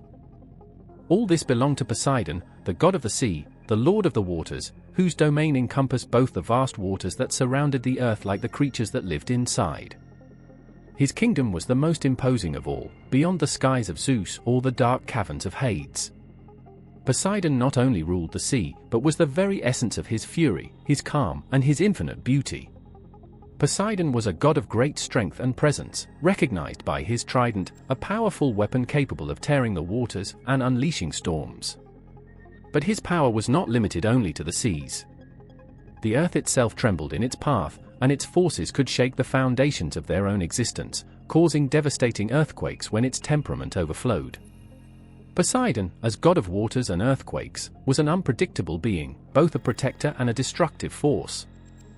His anger could flood entire cities and devastate the fields, while his benevolence could bring calm and tranquility to the seas, favoring navigators and fishermen who honored him. His role in Greek mythology was crucial. In a world where the gods not only influenced the destinies of mortals, but also shaped the balance of the universe, Poseidon was one of the three brothers who shared the domain of the cosmos after the defeat of the Titans. Zeus, Poseidon, and Hades divided the world into three kingdoms: the sky, the sea, and the underworld. But unlike Zeus, whose dominance over the heavens seemed endless, and Hades, who ruled the shadows of the underworld, Poseidon had been marked by the very nature of his kingdom. The sea, with all its grandeur and danger, was its reflection, its own essence. Often, he was represented as a strong and imposing-looking man, his long hair and beard stirred by the marine breeze, and in his hand, the trident, who symbolized his absolute control over the waters and creatures that inhabited there. With a single blow of his trident, Poseidon could create storms and hurricanes, lift gigantic waves, or, if he wanted to, calm the waters and take peace to the ships that crossed his kingdom. In their wake, islands were born, or sank underwater. The sea reflected its mood, its tranquility, or its fury. But Poseidon's domain was not limited to water control. The sea creatures were under their sovereignty, from the humble fish to the mythical creatures that populated the darkest depths of the ocean. The seahorse, whales, dolphins, and marine monsters were part of their court. Even sirens, those fascinating beings that attracted navigators with their songs, lived under the influence of their will. Poseidon was the creator of the horses, according to some myths, and it was said that these marine animals, born of the waters, were a symbol of their power. The sea was not only his home, but an extension of his own identity, and every wave that broke on the shore carried with him the mark of his divine presence. However, despite his imposing power, Poseidon was no stranger to conflicts with other gods. His relationship with Zeus, his older brother, was sometimes tense. Although the three brothers had divided the world, Poseidon yearned for more power, and the struggles for the control of the universe remained constant. In many myths, we are shown Poseidon competing for the love of a goddess, as in the case of Persephone, Demeter's daughter, when he tried to court her, only to be rejected in favor of his brother Hades. There are also stories that present him at war with Athena, when the goddess of wisdom and the strategy won the city of Athens at the expense of Poseidon, who, when trying to win the favor of the Athenians, made a seahorse emerged on the coast, but his gift was eclipsed by the olive tree of Athena. Poseidon's anger was something that both gods and mortal feared, because the earthquakes and storms that could unleash could be devastating. When he was not adorned properly or when his wishes were unattended, he did not hesitate to send his punishments. The ocean turned his ally, and the heavens his accomplice, in the creation of natural disasters. The cities that did not respect their power fell under their furious tides, and those who dared to challenge their dominance felt the strength of their waters crushing them. But Poseidon was not only the personification of destruction. His goodness also shone through acts of generosity. Many Greek heroes, like Ulysses, received the help of Poseidon on their way. When Ulysses was caught on his trip back to Ithaca, the god of the sea, although sometimes jealous of human arrogance, granted him the means to navigate through stormy seas, although never without a price. Poseidon knew that the sea could not be conquered, only understood. Those who respected him and asked for his help could find peace, while those who challenged him suffered their terrible consequences. In his love life, Poseidon was also involved in intense passions. Almost all their relationships were born from the fury of their desire for various mythological figures, some of which, such as Aphrodite, became their wives. Often, the goddesses that attracted were as powerful as he himself, and his children, as the fearsome Triton, reflected the legacy of strength and majesty that Poseidon carried. The Triton, son of Poseidon and Aphrodite, was a figure that represented the perfect mixture between the human and the divine, with his torso of man and the tail of a fish. However, mortals feared and venerated Poseidon equally. The cities that were close to the sea used to make offerings to Poseidon to appease their temperament and ensure the safety of their coasts. The king of the seas had both the ability to destroy and save, and both the sailors and the fishermen prayed before sailing, looking for their favor so that the sea welcomed them calmly. Poseidon was, without a doubt, a figure of enormous complexity. He was able to create beauty and chaos to the same extent, and the sea itself, with all its majesty and danger, seemed to be the reflection of his soul. In his kingdom, the water flowed and the winds roared, but in the end, everything was under their control. Poseidon was the lord of the tides, the protector of those who lived in their aquatic world, and the constant reminder that, in life, the balance between life and death, order and chaos, it would always be more fragile of what we imagined. In the depths of the earth, under layers of darkness and shadows, there was the domain of Hades, the king of the underworld, a kingdom that only the bravest or desperate dared to visit. The underworld was not a place of life, but the end of all destinations, the last breath of mortals who abandoned the light of the world. He was a vast, gloomy kingdom, governed by the god who did not know mercy or compassion, but only the need to maintain order among the souls of the dead, Hades, brother of Zeus and Poseidon, had received his kingdom after the defeat of the Titans. While Zeus dominated the sky and possessed the seas, the underground kingdom was assigned a space where the shadows were eternal and the echo of the whispers of souls resonated in every corner. Hades did not want the power of heaven or the control of the seas, since their dominance over death and the hereafter gave him a power that no one else in the undo of the gods possessed. In his kingdom there was no place for life, only for souls that were stripped of their earthly existence. The entrance to the underworld was not easy to find. It was beyond the mountains and beyond the light, under the control of a dark river, the Stygia, whose water was a veil between the living and the dead. The souls that arrived at the underworld had to cross this river, guided by Barcaro, who did not transport anyone without first receiving a currency, a payment for the trip to the kingdom of the shadows. The dead were with their destiny there, whether in the fields of Asphodelos, a place where souls roamed in an endless dream, or in the fields of punishment, if their lives were wasted. But, despite his dominance over death, Hades was not completely devoid of emotion. Inside, there was always a vacuum that I wanted to fill, a yearning that only found when he saw Persephone, Demeter's daughter. Persephone was a beautiful young woman, the goddess of spring, symbol of life, renewal, and the abundance of the earth. While the flowers sprouted in their path, the world seemed to come alive through their presence. But, for Hades, Persephone was more than a beautiful goddess. She represented everything he could not have in her gloomy kingdom. She was the light that was missing in the dark caverns of the underworld. The myth of Persephone's abduction is perhaps one of the best known of Greek mythology. While Persephone collected flowers in the fields, oblivious to the presence of the gods, Hades appeared, emerging from the crack that connected the world of the living with that of the dead. In the blink of an eye, he took it with him, sweeping the earth with his car pulled by black horses. The young goddess, terrified, shouted, but the lord of the underworld did not release her. Persephone was dragged into the dark kingdom, and at that same moment, the world of the living plunged into the dark.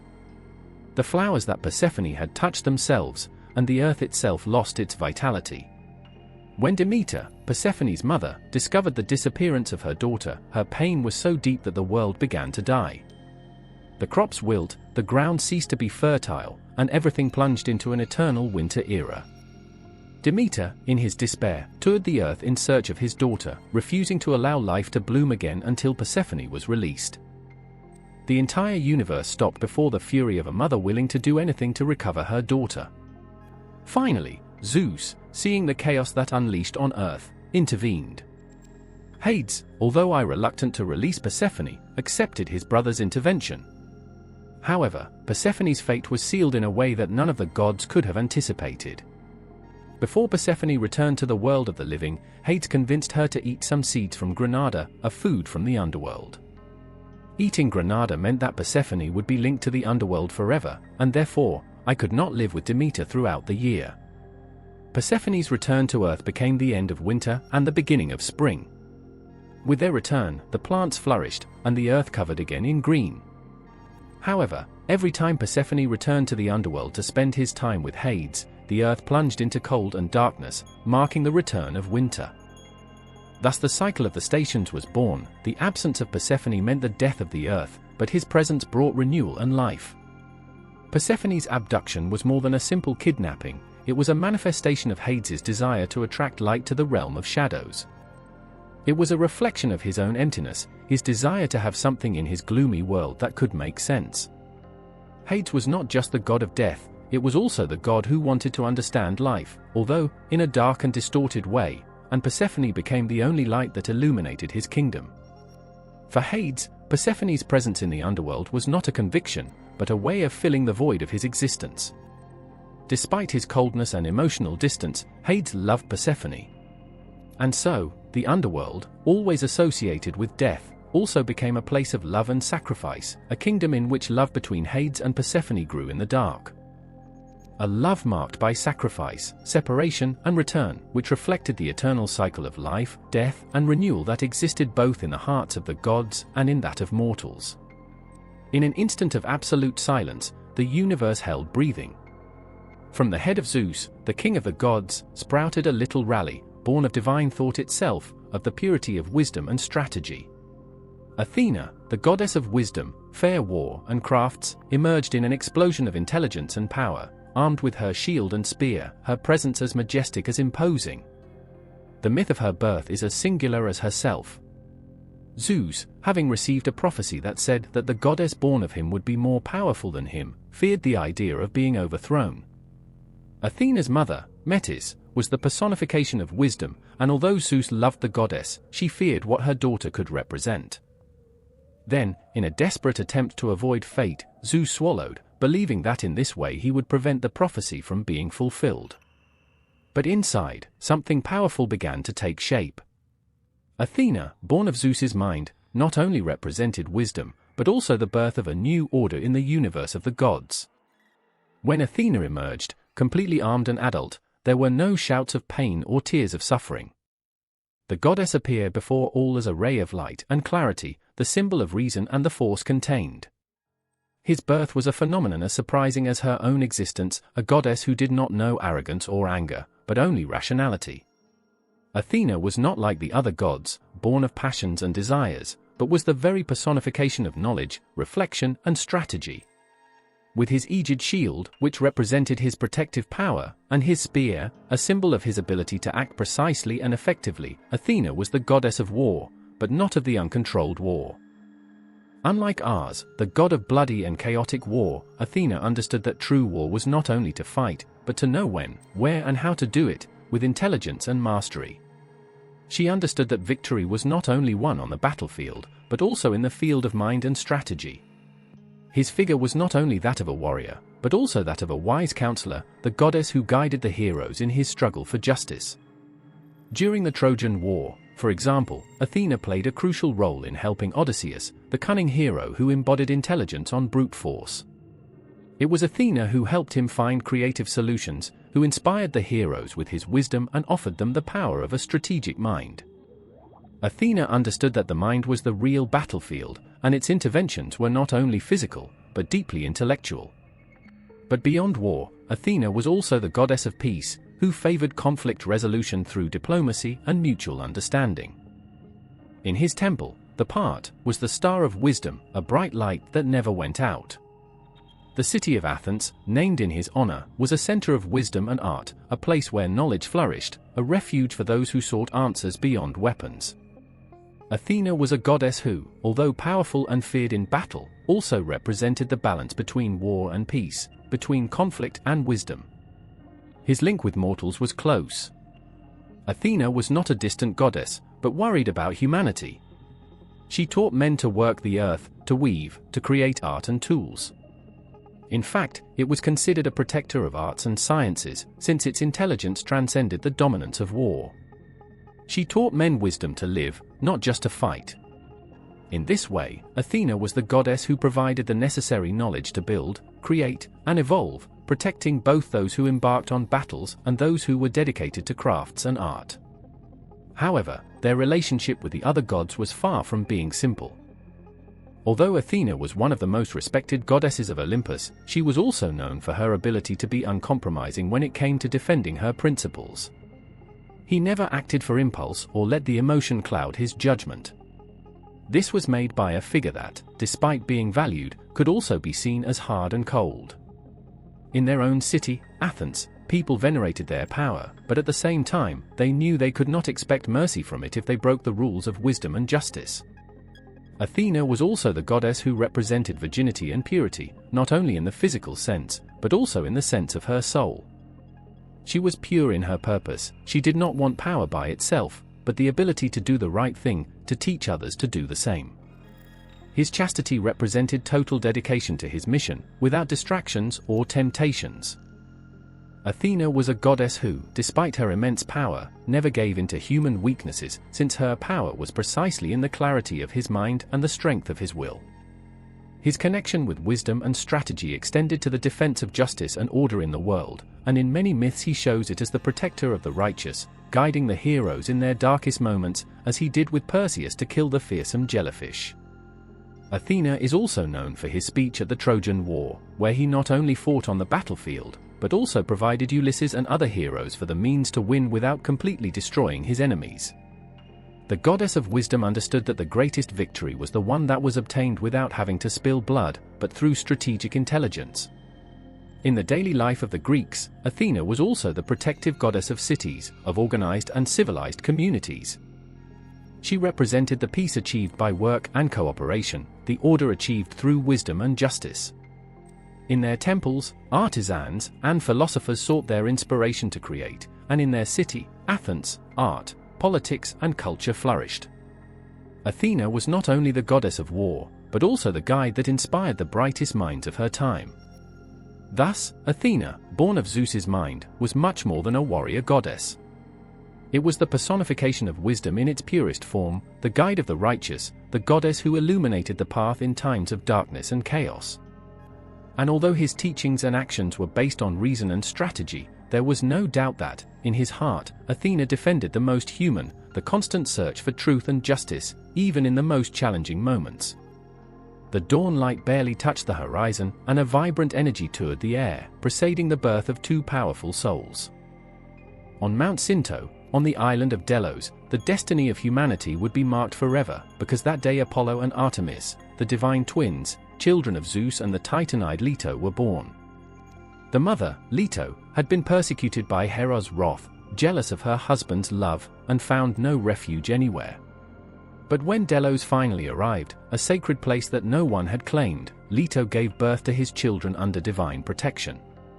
The birth of Apollo and Artemis was not a common event, because his arrival in the world was marked by light and mystery. Apollo, the first to be born, emerged with such a radiant force that his presence illuminated the entire sky, while Artemis, the second to be born, rose with the grace of a hunter spirit, full of determination and purpose.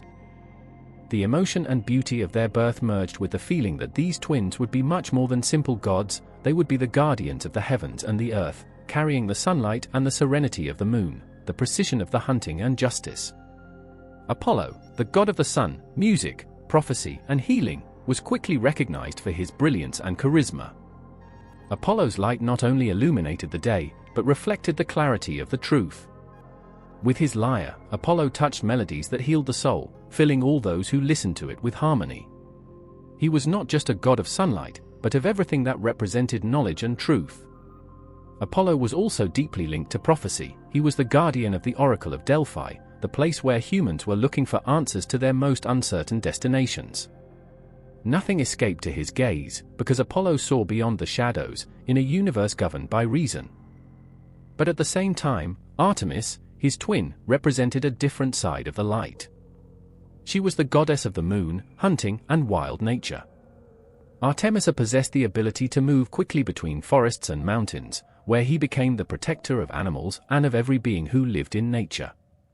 His arc never failed, and his skill in hunting was feared by all the beings of the forest.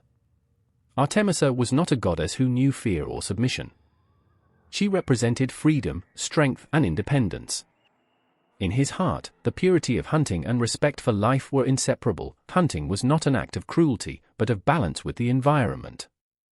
Although Apollo and Artemis shared a connection as deep as the sun and the moon, their roles in Greek mythology were completely different. Apollo dominated the day, while Artemis reigned over the night. In the vast extension of the sky, Apollo overflowed their light on mortals, inspiring them to seek truth and beauty through their music and visions. Artemis, however, preferred the stillness of the night, where his presence became more introspective, connected to the darkness, mysteriousness, and unwavering strength of nature. While Apollo cured diseases and brought sabiduria, Artemisa protected the purity of life in nature and punished those who dared to damage balance. From an early age, both twins showed formidable power. Apollo, even being a child, already dominated the lyre, and her musician skills were so admired that the gods themselves gave her confidence. At one point, Apollo killed the python monster, a snake that stalked the oracle of Delphi, demonstrating its value and link with the prophecy. The sun, which Apollo brought the world every day, not only represented the physical day, but also the birth of clarity and understanding. It was the symbol of reason that illuminated the darkness of the human soul. On the other hand, Artemis, the immortal hunter, was also a protective goddess, especially women and children. It was said that no one could hurt Artemis, since she controlled her destiny. his presence in the forest was that of a fleeting shadow, sliding without a trace, observing with attention everything that happened in his silent kingdom. Artemisa was fiercely independent. He did not need anyone's company to exist, and preferred the company of his group of nymphs, who, like her, dedicated themselves to hunting, protection of animals and the preservation of the environment. Artemis and Apollo shared a deep brotherhood relationship, although not exempt from their differences. Artemisa, as wise as fierce, saw Apollo as the balance between reason and beauty, while Apollo admired in her sister the unwavering force of nature and serenity of the moon.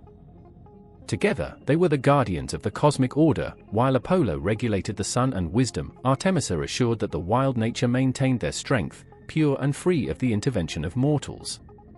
However, his power was not only divine, but also protective. Both gods fought tirelessly when they were about protecting what they loved most. Artemisa, jealous of her dominance over nature, punished Actaeon, a hunter who dared to look at her naked while bathing in the forest. As punishment, he transformed him into a deer, and his own dog's hole devoured him. Apollo also hardly punished those who challenged order and wisdom. He killed Niobe's children for their arrogance. The relationship between twins was of perfect balance. Apollo and Artemis, with their contrasting roles, taught mortals the importance of duality. The sun and the moon, light and darkness, wisdom and wild nature, coexisted in a world in which both twins, although different, were complemented incessantly. Each represented an essential part of the universe, and their power did not reside only in their talents, but also in the mystery emanating from their existers. The marine breeze blew gently, stirring the waves that broke against the rocks of the coast. In a sea of calm and storm, something extraordinary was about to happen. From the foam of the sea, born of the action of Uranus, the father of heaven, Aphrodite, the goddess of love, beauty and desire emerged. There were no screams or rumble, only the whisper of the waves and a golden light that filled the horizon. Aphrodite reached the world as an ethereal vision, a figure so divine that its simple presence was enough to alter the course of destinations. His birth was as mysterious as his influence, born of the salty foam that covered the mutilated body of Uranus, castrated by his own Chronos son. From that spilled blood, Aphrodite arose as the personification of desire, from the irresistible attraction that unites all living beings.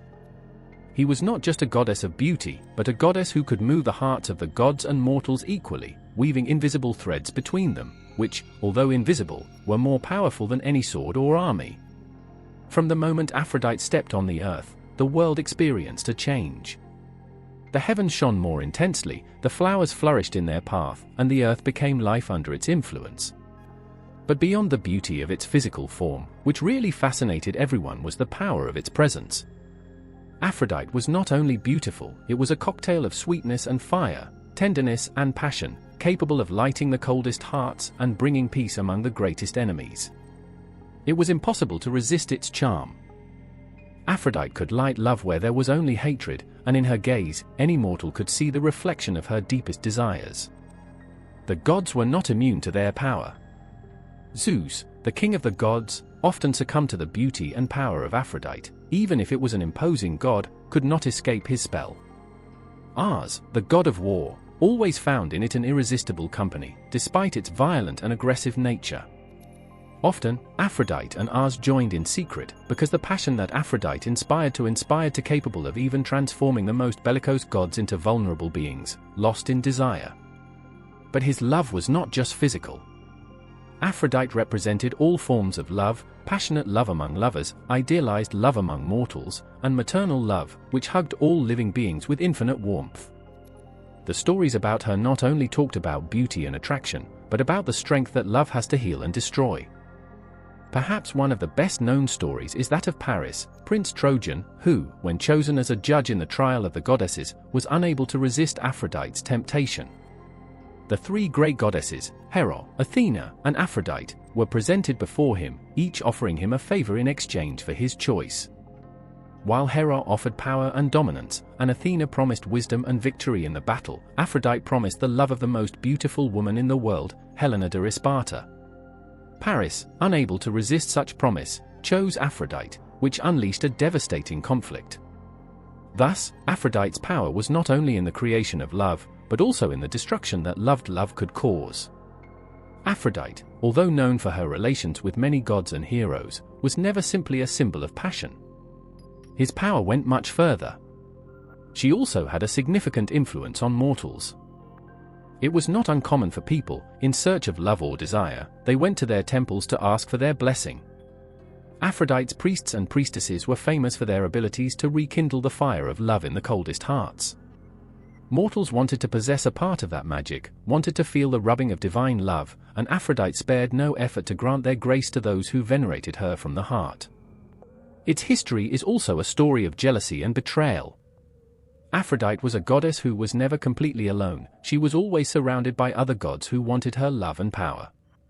Hephaestus, the blacksmith god and husband of Aphrodite, was known for his patience and his ability to create wonders. However, he could not compete with the other gods, especially with Mars, with whom Aphrodite had a secret love. Although Hephaestus loved her deeply, Aphrodite could never control her desire for the wild passion that Mars offered him. It was Aphrodite's deception that led Hephaestus to create a trap for lovers, an iron weapon, with which he caught Mars and Aphrodite in a network of deceptions. In many ways, Aphrodite represented the duality of love, a power that could be as beautiful as destructive. His influence could unite two souls, but he could also lead to death and war if he overflowed in unbridled passions. The forces of love, like those of hate, were able to move mountains, but, when they were not understood, they could drag the greatest heroes and gods to their perdition. Aphrodite, however, was still a goddess that transcended human love. His infinite beauty was not only physical, but spiritual, the ability to see the best in others, to inspire mortals to love each other, and guide those who sought harmony. In the chaos of the world, she was a lighthouse of light, a goddess who represented the oldest and most strong power of the universe, the power that moves all living beings, the power of love. The sound of the horses echoed like a deaf echo through the battlefield, and the air was loaded with a metallic smell, sweat and blood. In the midst of chaos, Mars, the god of war, stood like a titan, his indomitable presence marking the rhythm of destruction. With his shiny armor and his spear in hand, Mars moved among the fighters as a gale, sowing chaos in his path. War was not just his domain, it was his essence, his deepest nature, the field where he ruled with absolute power. The relationship between Mars and Zeus, the king of the gods, was complex and turbulent. Although Mars was one of Zeus and Hera's most recognized children, his relationship with his father was never easy. While Zeus represented order, justice and wisdom, Mars represented the opposite, destruction, violence and chaos. Mars was not a god of strategy or diplomacy, but of the battle without barracks, of the uncontrolled war. His heart was beating for the sound of swords crashing, for the brutality of conflicts. While other gods preferred harmony or reason, Mars was the god who wrapped the warriors with his thirst for struggle. Zeus, on many occasions, was forced to intervene in Mars' acts, especially when the war took excessive dimensions. Although Zeus, as a father, understood the destructive power of Mars, knew that the god of war could not be easily contained. As much as he warned about the dangers of the conflict endless, Mars never listened. He lived for war, and did not know another purpose. In fact, Zeus rebuked him hard, knowing that Mars did not understand the consequences of his actions. His temperament led him to be impulsive, and often fell into the trap of unnecessary conflicts, without realizing that his acts not only affected mortals, but also could trigger wars between the gods themselves. Mars did not see war as bad. On the contrary, war was his reason for being, his divine purpose. It did not matter if the armies were fair or unfair, if the cause was noble or ruin, for Mars, the fight itself was the goal. He was the reflection of human brutality, an entity that understood the fascination of power through violence. In the epic battles, Mars stood out by his indomitable strength, his contempt for the norms and his ability to inspire fear in the hearts of the warriors. He was not a god who took prisoners, and his presence on the battlefield was that of a predator who fed on suffering and death. But the war, no matter how much he venerated her, did not always grant him victories. The arrogance of Mars and his inability to see beyond the fury of combat made him often an indisciplined god. Sometimes his lack of control led him to be defeated, both by mortal heroes and by other gods. In the war against the Titans, for example, Mars failed to have the decisive influence he expected, and his performance was eclipsed by Zeus's tactical movements. The anger of Ars blinded him, and often his lack of foresight made him fall into ambush and traps. Despite his failures, Ars never ceased to be feared. The mortals who faced on the battlefield, especially the soldiers, felt their presence as a constant threat. Ars's footprints were marked in each fight, in each war drain, and the war shout that raised when she entered into combat was often accompanied by the roar of Ars. He not only represented physical violence, but also internal violence, the constant struggle of the human soul between the desire for peace and the need to fight. The role of Ars in battles was almost hypnotic. He was not just a god who pushed the warriors to the fight, but, in some way, he himself became part of that war. The endless battle fed and renewed it. When Ars saw the heroes die, when he felt the taste of spilled blood, his soul was revived, because for him the war never had an end, it was a constant renewal of its existence. Throughout the stories that surrounded him, Ars also showed himself as a jealous and passionate god, involved in complicated relationships. His love for Aphrodite, the goddess of beauty, was one of the best known, although marked by betrayal and scandal. Ars, the god of war, was lost in love with Aphrodite, who, despite being married to Hephaestus, could never resist the burning flame of Ars. This forbidden love, which lived in secret, became one of the most commented stories among the gods. Hephaestus, discovering infidelity, wove a trap to catch lovers in their own betrayal, leaving them exposed to other gods. Despite his relationship with Aphrodite, Ars never showed signs of remorse. For him, love was just an extension of the fight, a battle of passions in which he never gave up. Ars, in his deepest desires, always believed that life itself was a constant struggle, an endless war, in which there was no place for weakness or piety. There was no place for the truce in the Ars universe. Peace only existed in fleeting moments, but he knew that sooner or later, the war would return, and with her, his glorious domination. The world of Ars was a world without truce, marked by violence and despair. And, although in his eyes peace never shone, there was something deeply human in his passion for war. The need to fight for something, the urgency of feeling an accelerated heart, of witnessing the magnitude of suffering and glory, was what gave meaning to its existence. While Zeus tried to impose order, Ars showed that, sometimes, chaos and destruction are uncontrollable forces, which arise when the human heart overflows hate, fear, and courage. In the beginning, the gods ruled the cosmos, but the world was incomplete. The earth, the seas, and the heavens shone throughout their majesty, and the gods lived in the Olympus, enjoying their power and glory. But something was missing. A being that could walk through the earth, that could admire creation and, above all, venerate the gods. However, none of the Olympics seemed interested in creating life. The gods were immortal and perfect, and mortals, they thought, they would be nothing more than cry-weak and ephemeral stars. It was then that Prometheus, a titan that had survived titanomachy, decided to act on his own. Prometheus was not like the other titans. He did not look for chaos or destruction, and, unlike Zeus, he did not want to dominate or impose his will by force. Prometheus saw something else in the empty earth. I saw potential. I saw the possibility of creating something beautiful, something that could love and understand the world as much as the gods did, but with a crucial difference: humans would have the ability to grow, learn, and evolve. Prometheus descended to the earth and, with his own hands, shaped man from mud. He took the wet clay, mixed with river water, and gradually shaped a fragile figure but full of possibilities. He gave them legs to walk, arms to work, and eyes to contemplate creation. And when he ended, he blew gently about them and gave them life. Humans were born humble and vulnerable, but in their hearts there was a special spark, the desire to learn, create, transcend. However, Zeus was not pleased. When he saw what Prometheus had done, his face hardened. Humans were weak and needed protection, but they could also become a threat. Zeus feared that mortals, having curiosity and ambition, could challenge the gods one day. He decided that humans would live in the dark, without access to divine tools. He denied them the fire, the spark that would allow them to survive, create, and prosper. But Prometheus could not accept this. He had created humans with love, and saw how they suffered in the dark, ice cream and homeless, without being able to cook their food or heating in the cold nights. The fire was the gift that his destinations could change, but Zeus had prohibited him. Prometheus, however, was not going to stay with crossed arms while their creation suffered. On a silent night, he decided to challenge Zeus's will.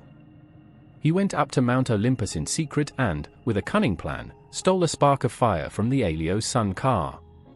He hid the flame in a hollow rod and, like a divine thief, descended again to the earth. He approached the men, who were trembling under the cold moonlight, and handed them the sacred fire. The flames danced in the dark, illuminating their surprised and grateful faces. For the first time, humans felt heat, security, and hope. With the fire, they began to forge tools, cook their food, and create civilizations. But Zeus soon discovered the robbery. His anger was relentless and fierce. Prometheus had challenged his authority, had disobeyed his orders, and had given a divine power to mortal creatures. This act could not be unpunished. Zeus summoned Prometheus to Olympus and, with his eyes full of fury, imposed an eternal punishment. "Do you think you can make fun of the gods?" Zeus, his voice echoing as a thunder in the heavens. "You have given humans a gift that does not belong to them. Now you will pay for your insolence." Zeus ordered that Prometheus be chained to a rock at the top of Mount Caucaso, in a place where the scorching sun would punish him during the day and the cold would hit him at night. But that was not the worst of torments. Every day, an immense eagle, sent by Zeus, would fly to Prometheus and devour his liver. And every night, Prometheus's liver would grow again, just to be devoured again at dawn. An eternal torment, an endless agony, destined to remind him that the gods did not tolerate rebellion. However, Prometheus did not regret. Despite the unbearable pain and the loneliness of his punishment, he never regretted having helped humans. In his heart he knew that fire represented more than heat and light. It represented the spark of knowledge, creativity, and freedom. Prometheus saw in humans a reflection of what the gods had once been, beings with the potential to create, dream, and achieve greatness. With the passage of time, humans prospered thanks to the Prometheus gift. They learned to cultivate the land, build cities, and dominate nature. The fire transformed them, gave them power over their destinations, and made them more than mere mortals. But the price paid for that spark of divinity was high, the eternity of Phromeo's suffering. However, the story does not end here. Prometheus knew that his punishment would not be eternal. In his mind, he clung to a prophecy, a secret hope. One day, a hero would arrive to break his chains and release him from the torment imposed by Zeus. And although the eagle claws stuck over their flesh again and again, Prometheus never stopped believing in freedom, because deep down, he knew that humans, over time, would also learn to challenge the gods. The flames that burned in the hearts of men and women were Prometheus's inheritance, a here-nance that no god could turn off. The fire that stole was not just a spark, it was the symbol of resistance, the challenge against tyranny, and the power of creation. And, in every spark that turned on a bonfire, in every candle on in the dark, Prometheus's legacy was still alive. The air was calm when Pandora was created, but in the heavens, the gods watched with smiles full of mystery and dark intentions. Each of them contributed something to its creation. Hermes gave him cunning, Athena taught him the art of crafts, and Aphrodite granted him a dazzling beauty, capable of enchanting any mortal or immortal being. But it was Zeus who, with a cold and calculator look, placed in the heart of Pandora an insatiable curiosity, a burning desire to discover what was hidden, a spark that would burn with intensity until consuming it. Pandora was molded by the same gods who had punished Prometheus. Its creation was not an act of goodness, but a subtle and dangerous weapon, designed to punish humanity for the theft of divine fire. Zeus did not forget the betrayal of Prometheus. Although the Titan was chained and suffering his eternal punishment, the king of the gods wanted to go further. It was not enough to make Prometheus suffer, Zeus wanted humanity itself to carry the consequences. And so, the first mortal woman was sent to the earth, carrying with him an poisoned gift that would change the fate of men forever. When Epimeteo, Prometheus's brother, saw her for the first time, was captivated. His beauty was dazzling, and his eyes shone with a mixture of innocence and mystery. Prometheus had warned his brother not to accept gifts from the gods, especially Zeus. But Epimete, dazzled by Pandora, ignored the warnings and welcomed her with open arms. Pandora did not arrive empty. He carried a box, a beautifully adorned container, but hiding a dark and dangerous secret. Zeus had delivered that box to Pandora with a single instruction: never open it. But that warning was precisely what guaranteed that Pandora could not resist temptation. The curiosity that burned in his chest was an insatiable flame, and every day that passed, his desire to open the box grew more and more. Pandora tried to resist. He told herself that she should obey the orders of the gods, that the content of the box did not concern him. But every time his eyes perched on her, he felt an irresistible attraction. What could be inside? Why had Zeus forbidden to open it? Was it a treasure, a divine secret, or perhaps a special gift for humanity? The questions tormented her. I couldn't sleep, I couldn't think of anything else. The box called her, whispering her ear as if she had her own life.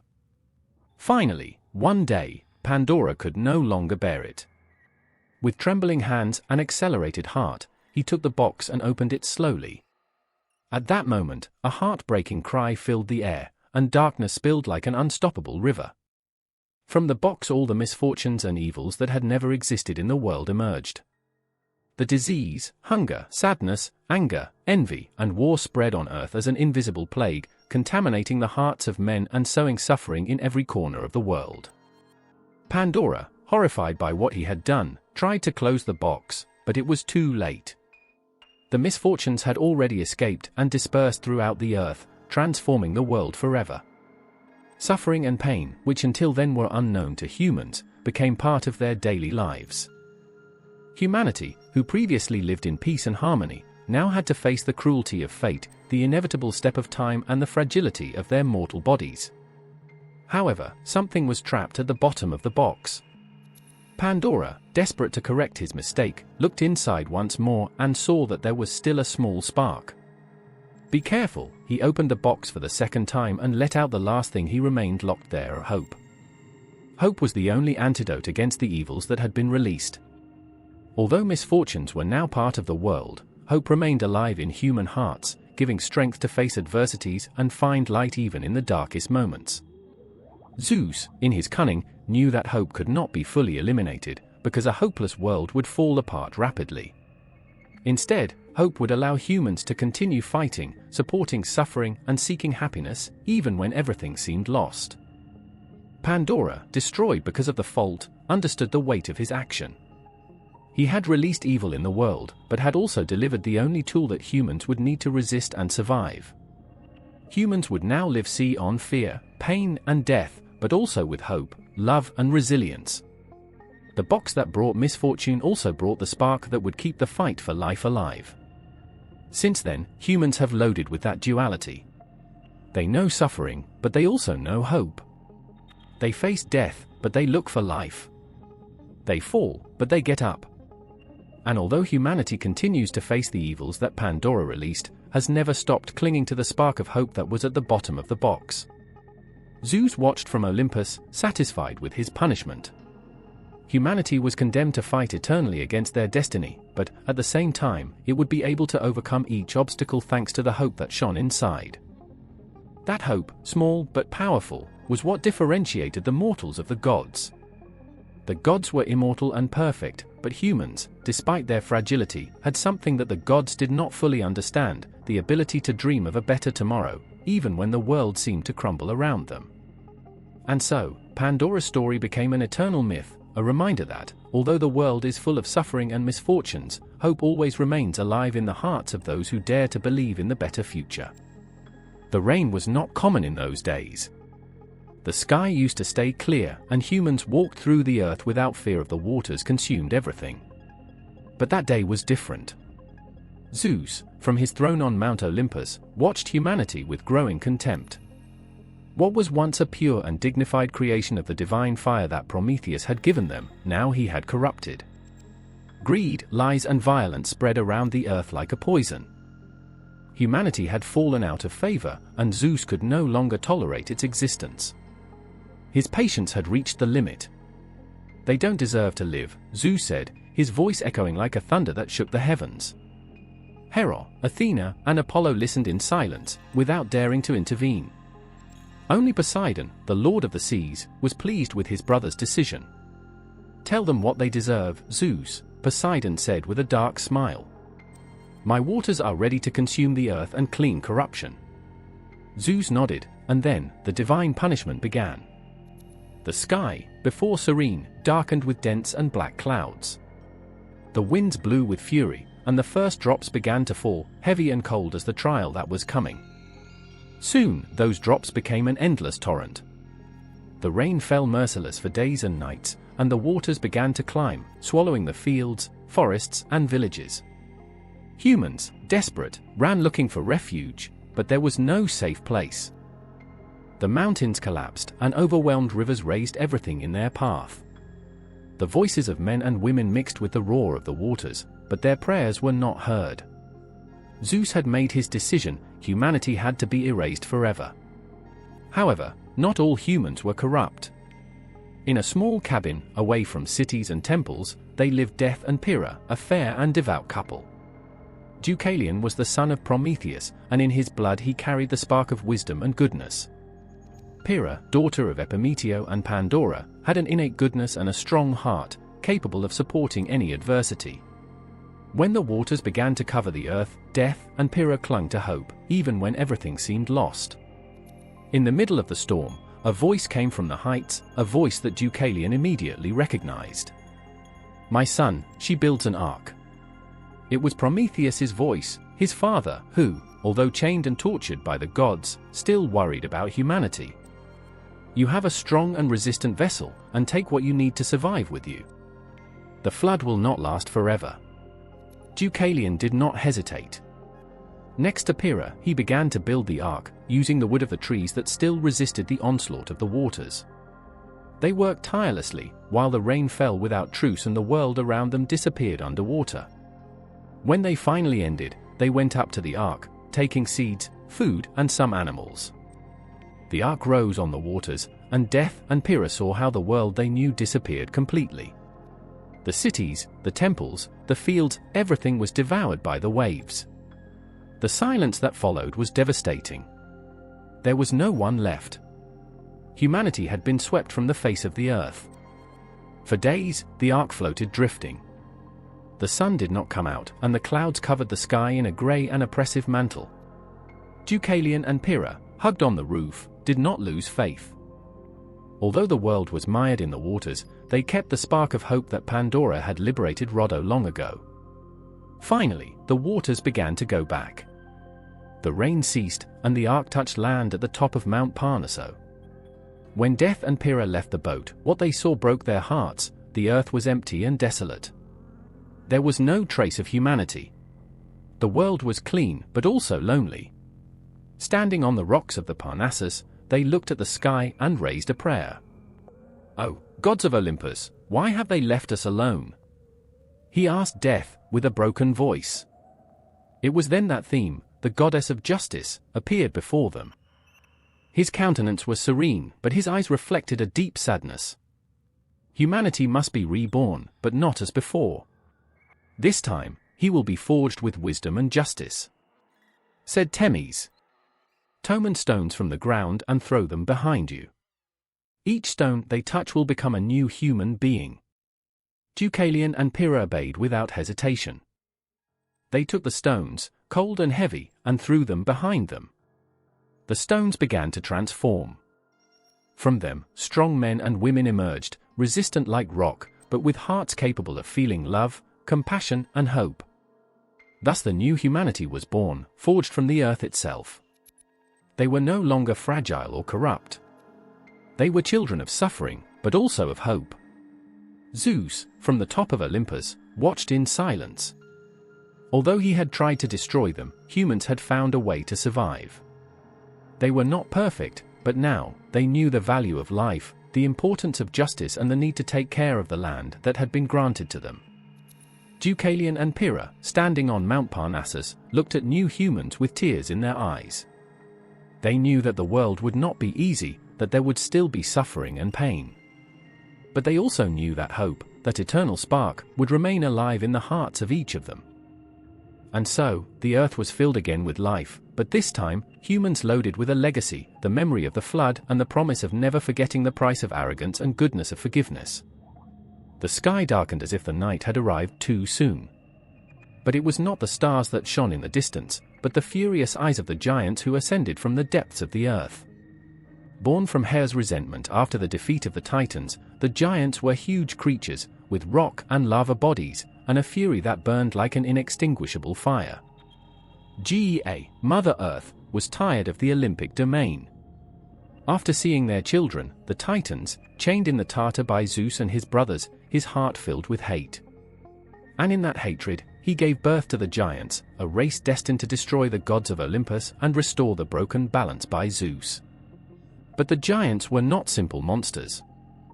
They were powerful, cunning, and had a clear purpose: to overthrow the Olympic gods and take control of the cosmos. Led by Porphyrion and Alcyonio, two of the most fearsome, the giants rose in arms, starting mountains and using the trees as spears.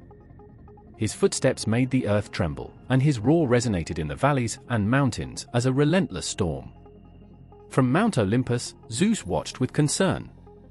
I knew that giants were not any enemy. Gaia had granted his children a force that could only be matched by the gods themselves. But there was a problem: no god could kill a giant without the help of a mortal. The gods gathered on advice. Hera and Athena proposed strategies, while Ars was already impatient to enter combat. But it was Athena who recalled the prophecy: to win this war, they would need the help of a mortal. Heracles, Zeus's demigod son, was the key. His exploits were already legendary, and their strength and courage were known to all. Zeus knew there was no time to lose. They sent a message to Heracles, asking him to join the battle. Meanwhile, the giants were already moving towards Mount Olympus. Alcyonio, the greatest and stronger of them, pounced on the doors of Olympus, throwing rocks and trees with an uncontrolled fury. Porphyrion, thirsty for power, shouted that the gods should kneel. Zeus, salt and cool me. Porphyrion won, his eyes calling an old hatred. But Zeus did not go back. With his ray in hand, he went out to face the giants, followed by Athena, Ars, Poseidon, and the other Olympics. The mountains trembled, the sea stirred, and the sky lit up with rays and thunder. The battle was fierce. Ars struggled with a huge fury, but even he had difficulty containing the giants. Poseidon threw gigantic waves, trying to drown their enemies, but the giants continued advancing. Alcyonius seemed unstoppable, and every time he fell to the ground, the earth itself returned his life. It was Eantances when Heracles arrived at the battlefield. With his arc and arrows in hand, he joined the gods in the fight. But Athena reminded him of the secret to defeat Alcyonio: it must be taken from the earth where she was born. Only then can be defeated. With a superhuman force, Heracles loaded against Alcyonio, ripped it from the ground, and took him beyond the borders of his homeland. The giant roared furiously, but far from the protection of his Mother Earth, he lost his strength.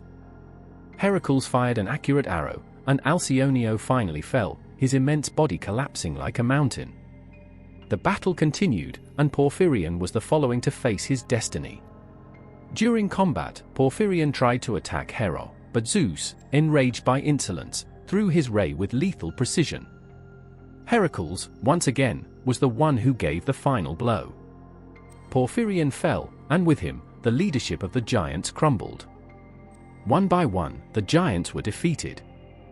Heracles' arrows and the powers of the gods combined to end them. Athena crushed on a mountain with a mountain, and Poseidon sank Polybots in the sea, where she was caught forever under the island of Kos. When the last spark of the rebellion was extinguished, silence fell on earth. The Olympic gods looked around, seeing the remains of the battle: collapsed mountains, razed forests, overflowing rivers. But they had won. Zeus, with the ray still in his hand, looked at Heracles. "You have saved the gods and humanity." His words were solemn, but in his gaze there was a hint of pride. However, the air was still loaded with tension. Because although the giants had been defeated, Gaia had not been appeased. His anger was still latent, and in the depths of the earth, something even darker moved. The gods knew that this would not be the last time they would have to fight for their throne. Somewhere, well below the Tartar, a monster awaited its moment. Typhon, the most feared of all the children of Gaia, expected his opportunity to unleash chaos that the Olympics had never seen. And the world contained breath again. Because war never ends when the earth continues to tremble with promises of revenge. The Olympus, majestic and eternal, did not rise in solitude. Since their heights, the gods contemplated humans who lived and died on earth. But some humans were different. Some were born with a destination that raised them above others. They were the heroes, those who, despite their mortality, challenged destiny and became a legend. The relationship between the gods and the heroes was intense, complex and, often, dangerous. The gods, immortal and capricious, saw in the heroes an opportunity to fulfill their wishes, but also a threat to their power. The heroes, meanwhile, needed the blessing of the gods, but feared their punishments. Among them, love, admiration and resentment ties were woven. Zeus, the father of the gods, had a special interest in the heroes. It was he who generated many of the greatest. His desire to leave offspring on earth led him to join mortals, and from those unions immortal figures were born in human memory: Heracles, Perseus, Helena de Troy. But their motives were not always pure. Zeus saw the heroes as pawns in their cosmic game, destined to fulfill missions that he could not do. Heracles was his favorite, the perfect symbol of strength and resistance. Born from a union between Zeus and Alcmena, a mortal woman, Heracles led to both his father's greatness and the burden of being hated by Hera. From his birth, Hera tried to destroy it, sending snakes to his crib and cursing his life. But Heracles survived, and his destiny was marked, being a champion of the gods, but also his victim. Each hero, on his way, had to face the favor or fury of the gods. Perseo, son of Zeus and Danae, received divine help to defeat Medusa. Athena gave him a shield, Hermes gave him his winged sandals, and the nymphs offered him magical weapons. But the price of that help was eternal loyalty. The gods gave nothing without waiting for something in return. Achilles, the invincible warrior of the Trojan War, was also marked by the divine relationship. His mother, Thetis, was a nymph of the sea, and had tried to make it immortal. But even the gifts of the gods have limits. Achilles was blessed with unparalleled force, but his heel, the only vulnerable point, reminded him that the heroes, in the end, were mortal. The heroes were not only blessed, they were also punished. Prometheus, who stole the fire to give it to humans, suffered the eternal punishment of Zeus. Tantalo, a king who dared to challenge the gods, was sentenced to endless torture. And Sisyphus, cunning and arrogant, was sentenced to push a rock for all eternity. Deities were generous, but his anger could be infinite. Despite the distance that separated the gods from mortals, the heroes were the bridge between the two worlds. In them, humans saw the possibility of overcoming their own limitations, of reaching glory and even challenging death. Heroism was an ideal, but also a curse. The gods manipulated the heroes as pieces on a chessboard. They were sent to fulfill impossible missions, to face monsters and conquer the unknown. But the heroes, again and again, showed that they were not simple pawns. With each victory, with each act of courage, they challenged divine authority. In the background, the gods feared the heroes because they knew that, although immortal, they were not invincible. The heroes, with their humanity, reminded them that even the gods could be challenged. The fate of the heroes was written in the stars, but also in their own hands. Some, as Perseus, achieved glory without falling out of favor. Others, such as Heracles, paid a very high price for their greatness. But they all left an indelible legacy. Their names resonated in every corner of Greece, in songs, in temples, and in the stories that mothers told their children. The relationship between gods and heroes was ultimately a story of power and challenge. The gods offered gifts, but the heroes took destiny in their own hands. And while the gods watched from Olympus, the heroes walked through the earth, conquering time and death with their exploits. But the history of the heroes does not end here. Because in some corner of Greece, a new figure rises, ready to challenge the gods and leave their mark on eternity. The wind whispered between the columns of the temple in Delphi, dragging old secrets and words that did not belong to the present. At the top of Mount Parnaso, where the earth seemed to breathe mystery, the oracle waited. His visions were not a simple whim of the gods, they were warnings, they were sealed destinations before being lived. The oracle of Delphi was more than a venerated figure. It was the link between mortals and the divine. Who knelt before him did not seek comfort, but answers. But the responses that the oracle offered were enigmas wrapped in ambiguity, words that could save or condemn, depending on who listened to them and how to interpret them. The voice of the oracle belonged to the Pisha, a priestess chosen to load with the weight of the divine messages. Dressed in white robes, she sat on a tripod inside the temple, inhaling the vapors that emerged from the cracks of the earth. Some said that these vapors came from Gaia itself, the original goddess of the earth, and that the visions they caused were whispers of a world that humans could not understand. But who was the voice that spoke through Pisha? It was that of Apollo, the god of prophecy, music and light. Apollo had claimed Delphi as his sanctuary, after defeating the python snake that guarded the place. Since then, the temple became the spiritual center of Greece, a site to which kings and peasants came to look for the favor of the gods. The prophecies of the oracle mold the fate of the greatest heroes and rulers. When the young Oedipus went to Delphi, he received a prophecy that condemned him. He would kill his father and marry his mother. He tried to flee his destiny, but the path he chose to avoid it led him directly to fulfill him. Because the words of the oracle were inevitable, the more you fought against them, the more they became reality. Another example was that of Chronos, king of Lydia. Concerned about Persia's power, he went to the oracle to know if he should start a war. The Pisha told her that, if she crossed a great river, she would destroy a great empire. Sure of his victory, Chronos invaded Persia. But the destroyed empire was yours.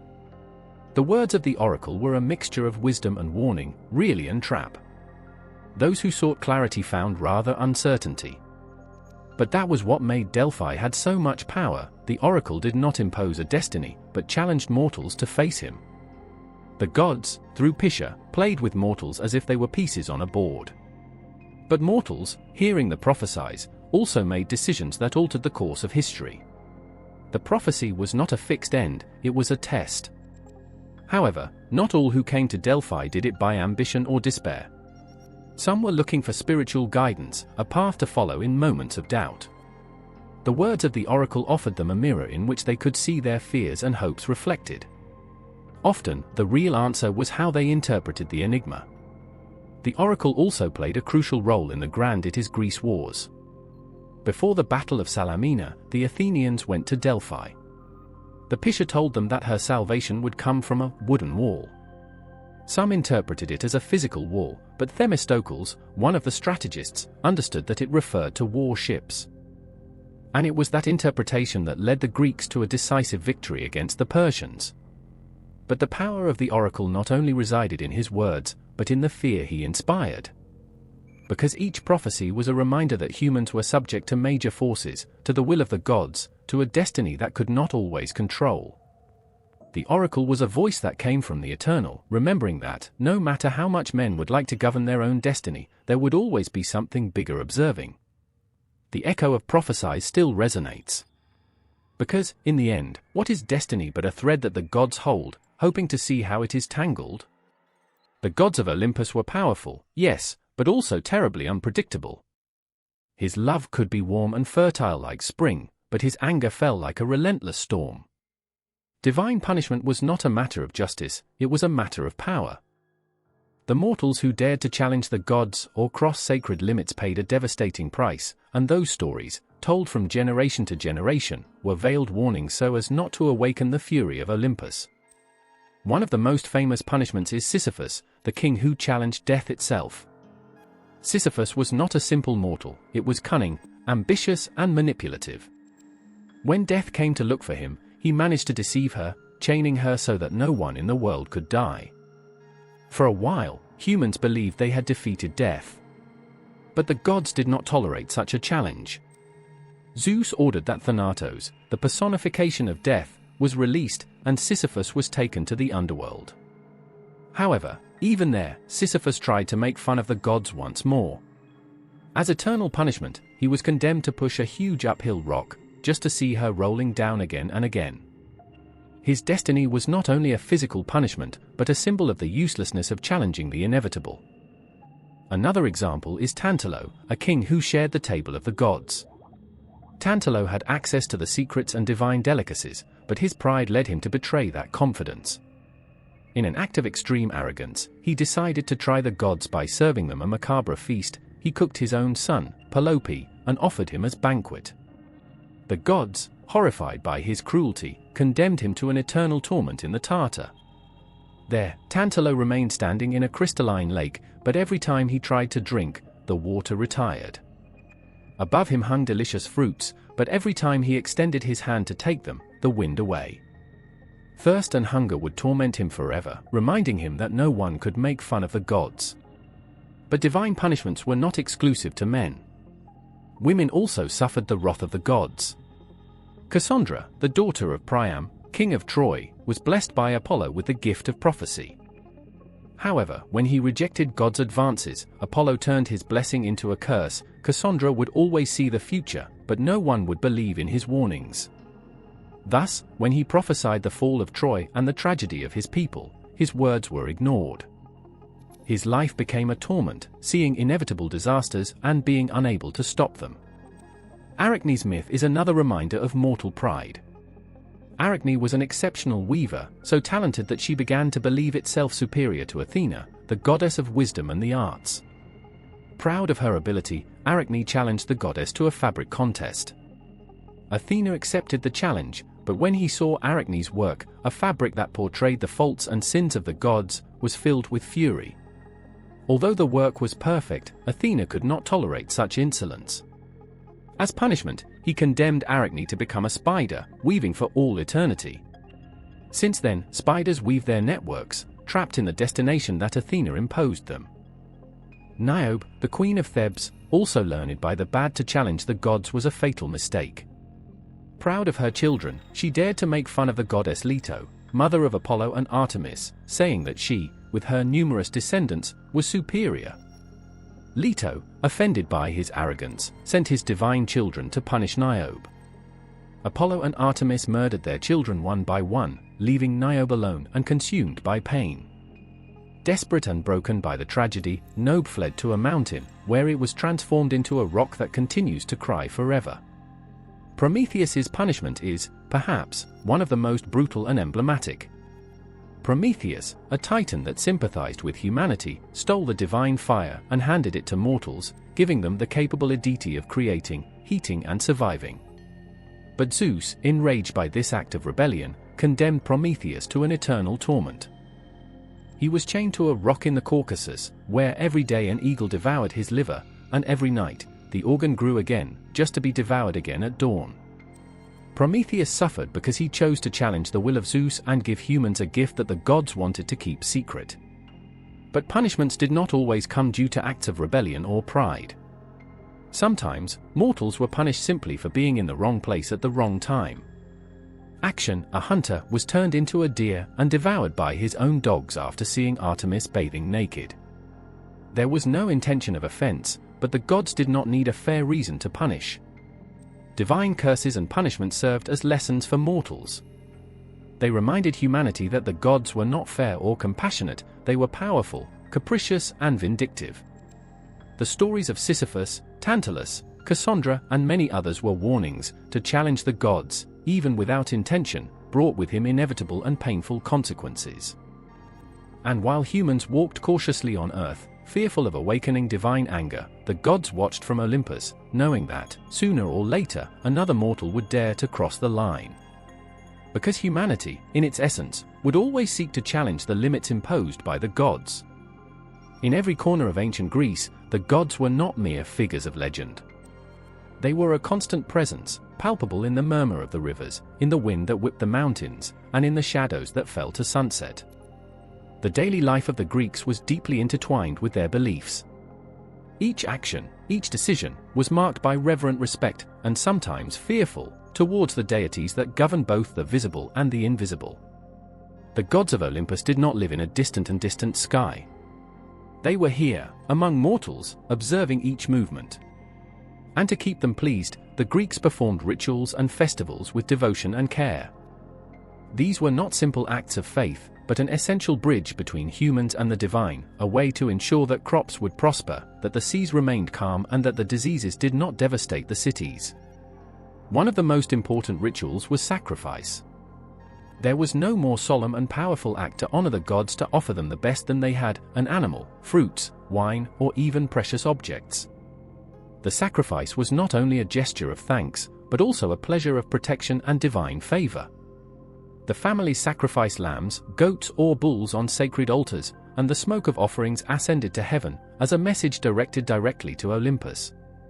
It was believed that, when that smoke inhaled, the gods took part of the essence of sacrifice, being satisfied. But religious festivals were the true heart of Greek devotion. They were celebrations that linked to the communities and offered a respite of the day-to-day voltages.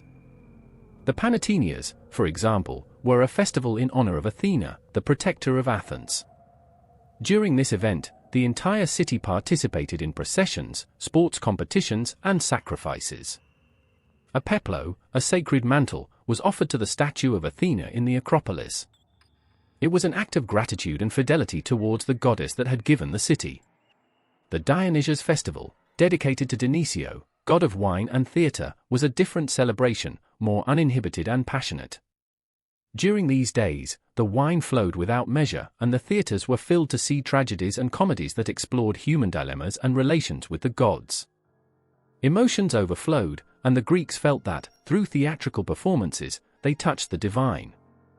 Dionyso was not only a god of pleasure but also a bridge between the rational and the irrational, between sanity and madness. Honor it meant recognizing that duality in human nature. Another important festival was Eleusinia, a mysterious rite in honor of Demeter and Persephone. These rituals, surrounded by secret and mysticism, celebrated the cycle of life, death, and resurrection. The initiated in the mysteries of Eleusis believed that, by participating in these rituals, they could ensure a life after death. It was a comfort at the uncertainty of the beyond, a promise that, even in the darkness of the underworld, there was hope of rebirth. Each god had his own festival, his own offerings and specific rituals. In Sparta, Artemis Ortia was revered with a particularly brutal rite, in which the young Spartans had to endure flagellations without showing pain, such as a strength and devotion test. In Delos, Apollo was celebrated with dances and songs, and in Corinth, Aphrodite was honored with rituals that emphasized the power of love and beauty. But not everything was limited to the great festivals. The daily life was also full of small acts of devotion. When leaving home, the Greeks used to spill a few drops of wine or water as an offering to the gods. The sentences were common before any important company, a trip, a harvest, a battle. It was believed that the gods influenced all aspects of life, from the most trivial affairs to the most transcendental. Respect for the gods also manifested in sanctuaries and temples. These sacred places were considered doors between the human and divine world. Delphi, the sanctuary of Apollo, was one of the most venerated, but there were many others, the temple of Hera in Argos, Zeus's in Olympia, and that of Artemis in Ephesus. Each temple had its own cult statue, and it was believed that, through those images, the gods could listen and see their devotees. The relationship of the Greeks with their gods was not of blind submission, but of exchange.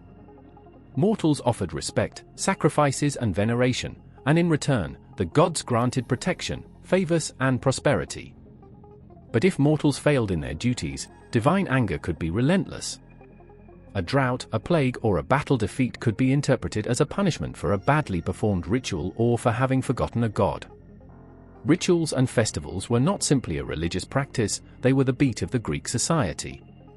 Each celebration, each sacrifice, remembered the Greeks who, although they were mortal, were part of a larger cosmic order, governed by eternal beings. The air smelled of freshly cut grass and dust raised by hundreds of restless feet. Under the scorching sun of the Greek summer, thousands of people congregated in Olympia. From the most remote lands, men and young people arrived with the same purpose, to compete in the Olympic Games, the most sacred celebration in honor of Zeus, the king of the gods.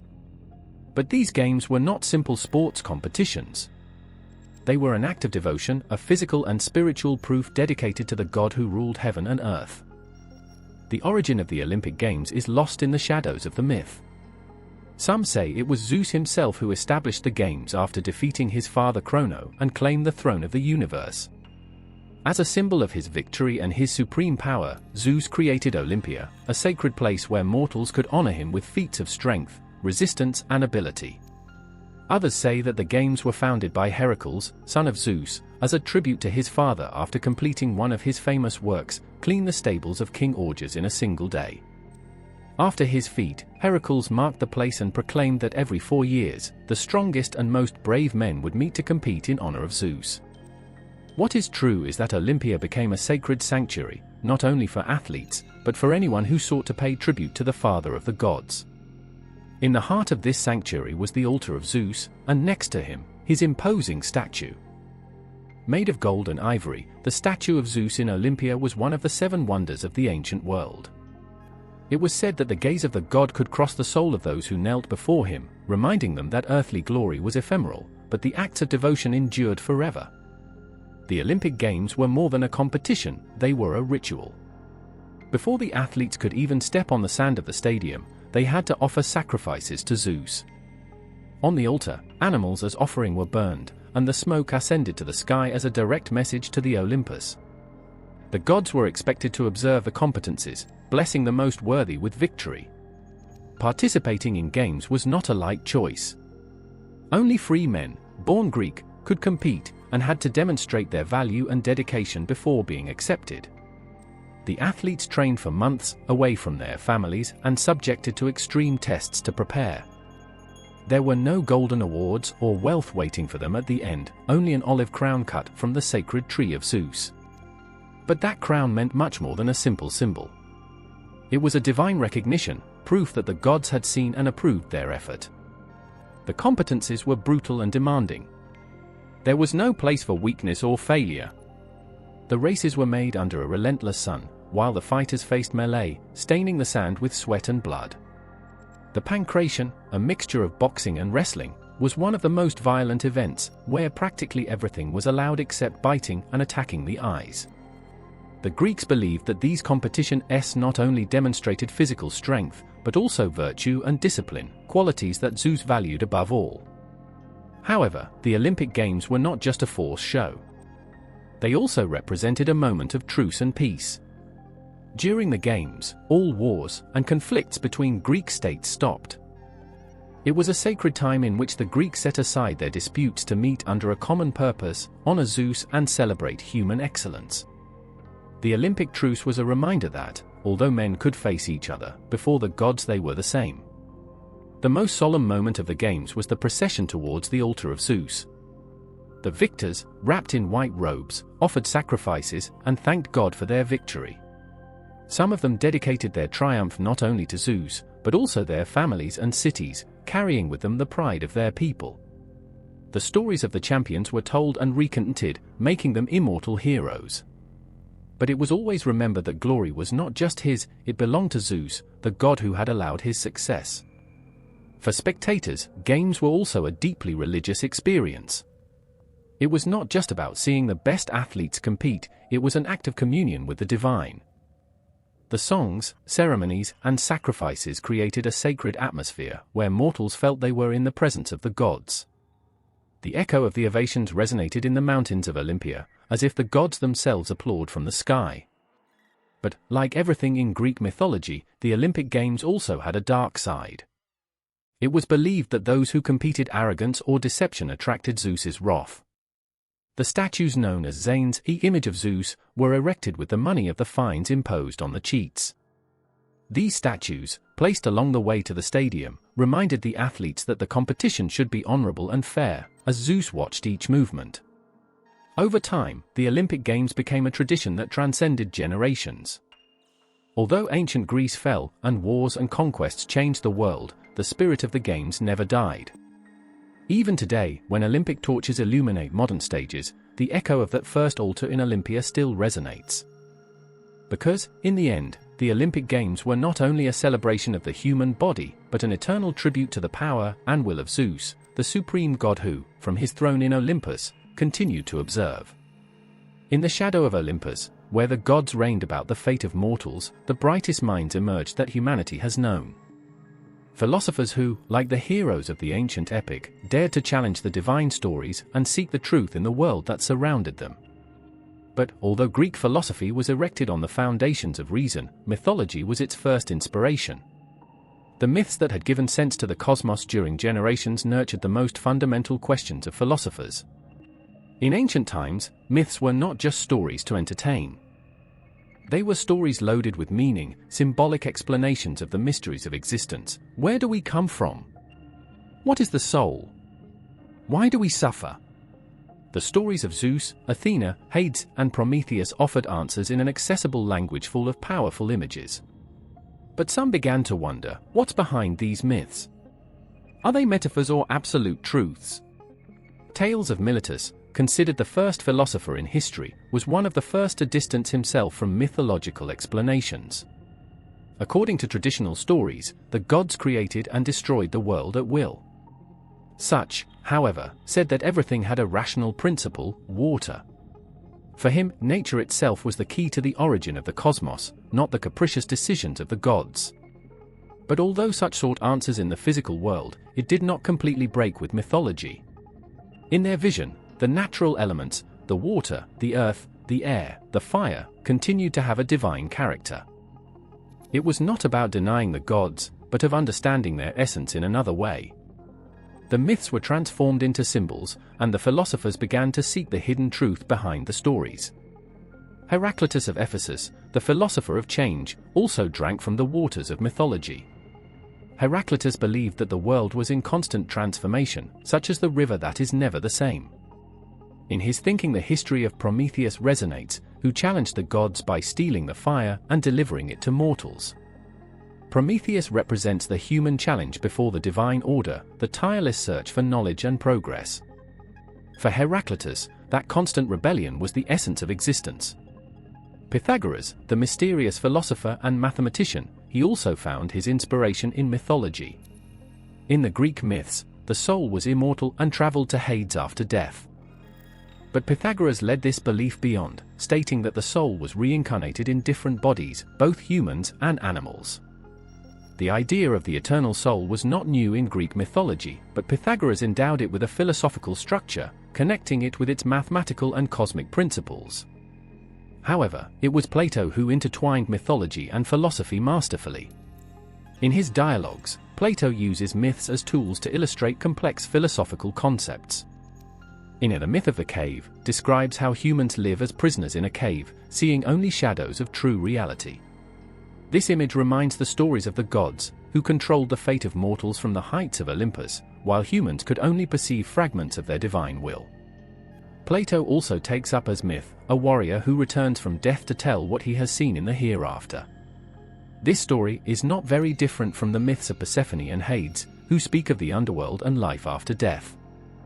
But in Plato's hands, these myths acquire a deep philosophical meaning, the idea that the soul is immortal and that our actions in life determine our eternal destiny. For Socrates, mythology was a mirror of the human condition. Although he criticized the way poets represented the gods as capricious and vindictive figures, Socrates recognized that myths contained moral lessons and ethical dilemmas. In his conversations, he questioned traditional stories, looking for a deeper meaning. Why Zeus punishes mortals? What does divine justice mean? These questions led Socrates to conclude that knowledge and virtue are the true path to the divine. Aristotle, meanwhile, sought to separate the philosophy of mythology, arguing that reason should prevail over symbolic stories. For him, the gods of Olympus were not necessary to explain the natural world. But even Aristotle recognized the cultural importance of myths, since they mold the ethics and politics of Greek society. The myths taught values and created a sense of collective identity. The influence of mythology on Greek philosophers was not a simple transfer from ancient stories to new ideas. It was a constant dialogue between reason and myth, between the human and the divine. The Greek philosophers, although they were looking for rational responses, never stopped marveling at the mysteries that the myths evoked. Ultimately, Greek mythology did not disappear with the emergence of philosophy. It was transformed, adopting new forms and meanings. The gods of Olympus ceased to be seen as literal figures to become symbols of the forces that govern the universe and the human soul. Zeus, Athena, Apollo, and Hades remained in the minds of the Greeks, not as beings that controlled their lives, but as representations of human dilemmas and aspirations. Because, in the end, mythology and philosophy have something in common, both seek to understand the incomprehensible. Both try to answer the eternal questions that humanity has been done since the beginning of time. What is good? What is justice? What is our purpose in the world? And although Greek philosophers tried to respond with reason, they knew that myths, with all their beauty and mystery, still contained truths that words could not explain completely. Under the sky of the vast Roman Empire, the Greek gods found a new home, but they were not the same that inhabited Mount Olympus. The Romans, in their desire to unify their beliefs and expand their empire, adopted and transformed many of Greece's mythological figures, reconfiguring them according to their own ideals and needs. While the names changed, the gods remained the same in their essence, although each acquired a different facet, adapted to Roman values. In the city of Rome, Greek myths were not simply copied, they were reinterpreted. The Romans did not see their gods as distant and capricious beings as the Greeks did. Instead, the Roman gods were more human, closer to the daily life of citizens. The distinction between the Olympic and the Roman god blurred, since the Romans needed their gods not only to be protective, but also models to follow, being figures of order, discipline, and duty. Jupiter, the king of the Roman gods, was the Roman version of Zeus.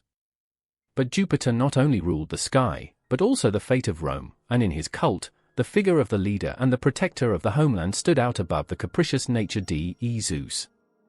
The Romans venerated Jupiter as a protective father of the Republic and later of the Empire, a god of justice and order, whose will should prevail over all others.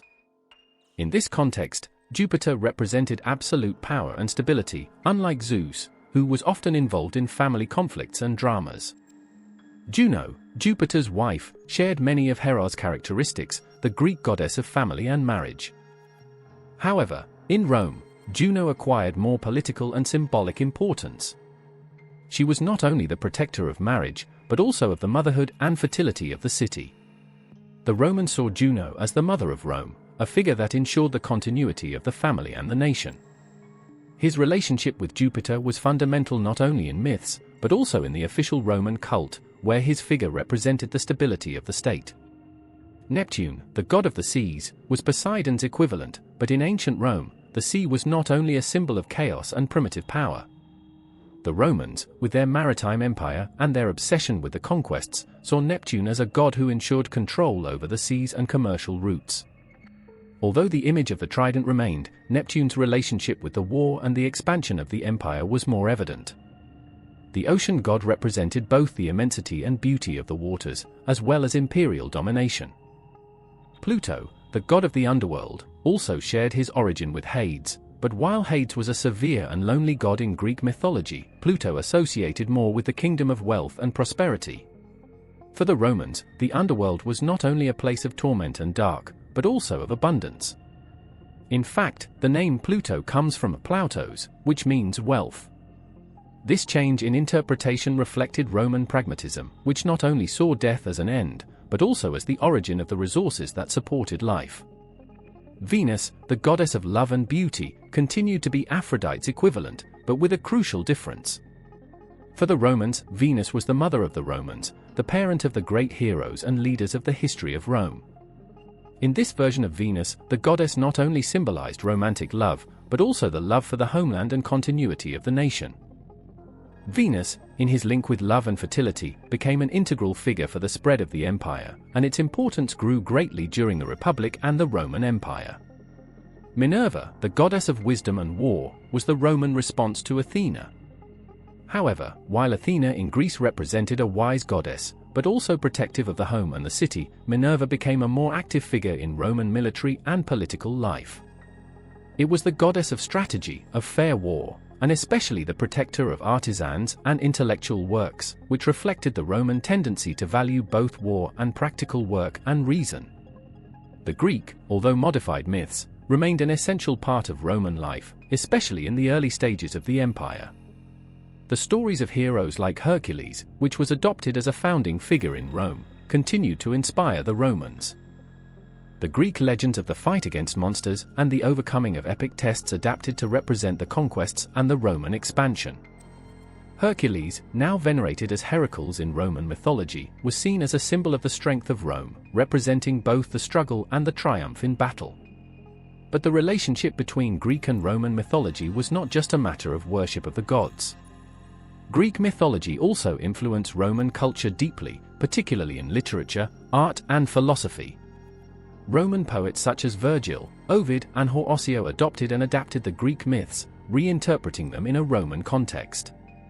Virgil, for example, in his famous work La Aeneida, linked Rome with Greek mythology, telling how Aeneas, a Trojan hero, founded the city that would become Rome.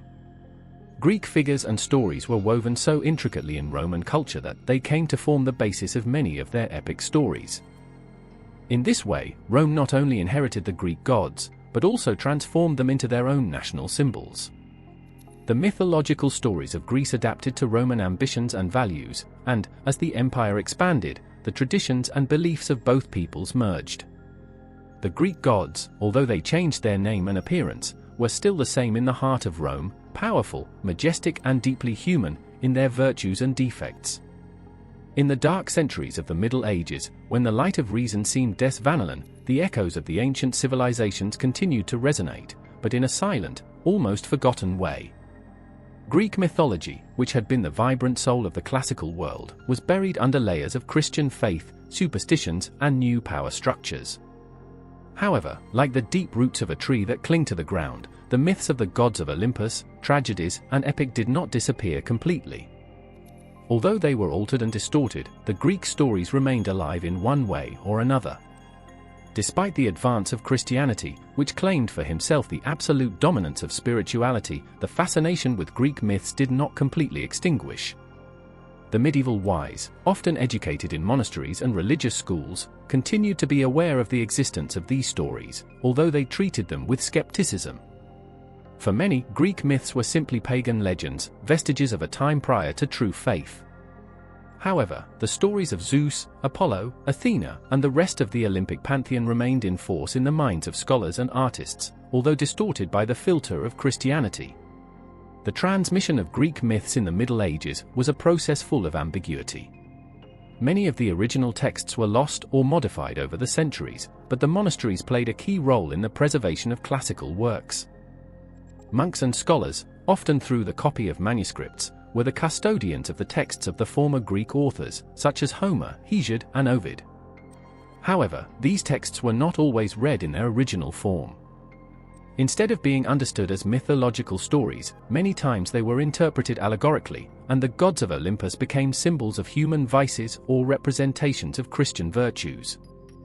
At the same time, Greek myths began to be incorporated into folklore and popular literature of the Middle Ages, but always adapted to the circumstances of a world that had been Christianized.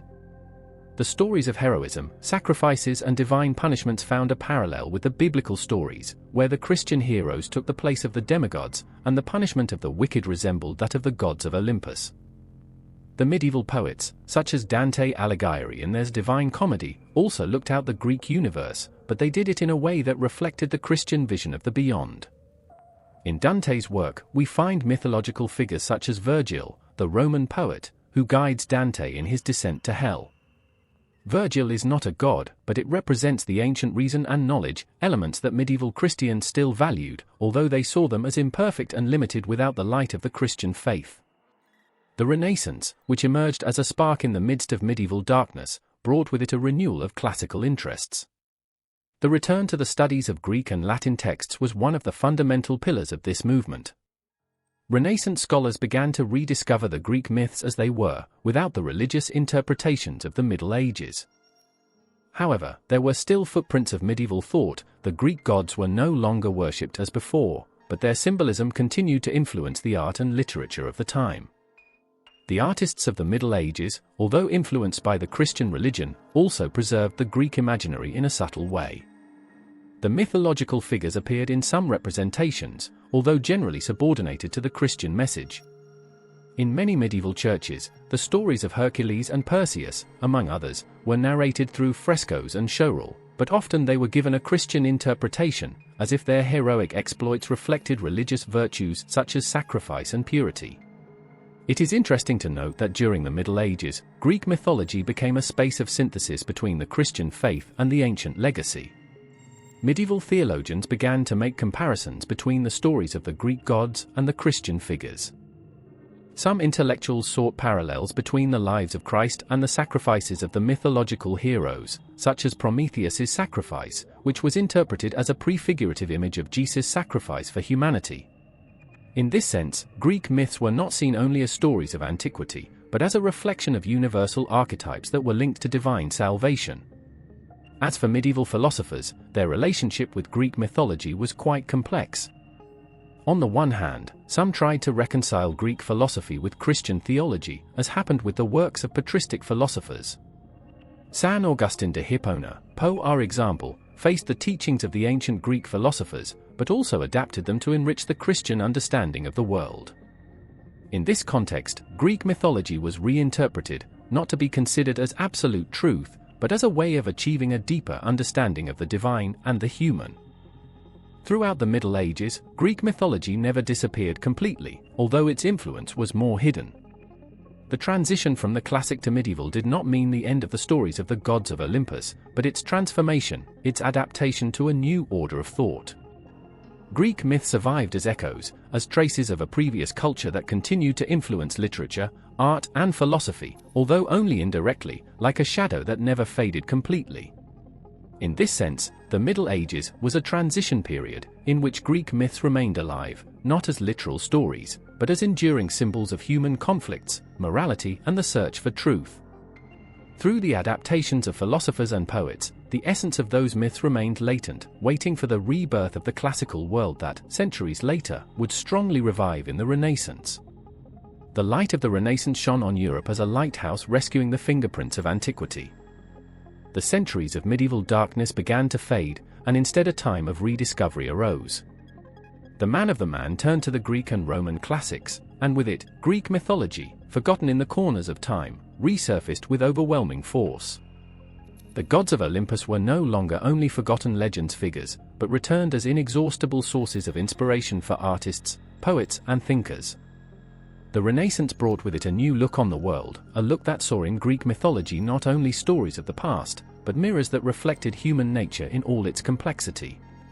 The Renaissance, with its fervor for knowledge, reason, and art, sought in Greek myths a universal language that could speak of the human soul, its passions, contradictions, and aspirations.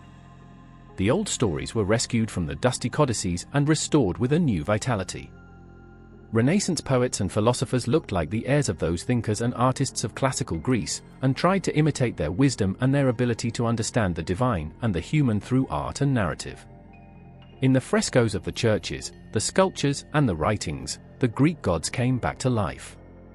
They were no longer mere mythological figures, they became symbols of the eternal.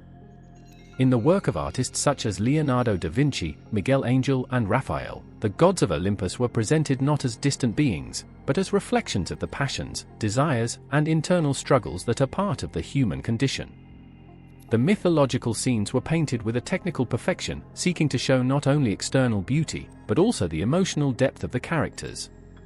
The myths, formerly relegated to the shadows, became representations of the struggle between order and chaos, between fate and freedom.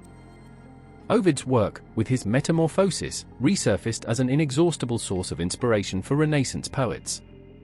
The stories of gods, heroes, and mythical creatures were taken not only as fantastic stories, but as a way of understanding the mutability of human life. Desire, love, betrayal, and revenge were there, interwoven in myths, and the Renaissance poets found in them a mirror for their own concerns.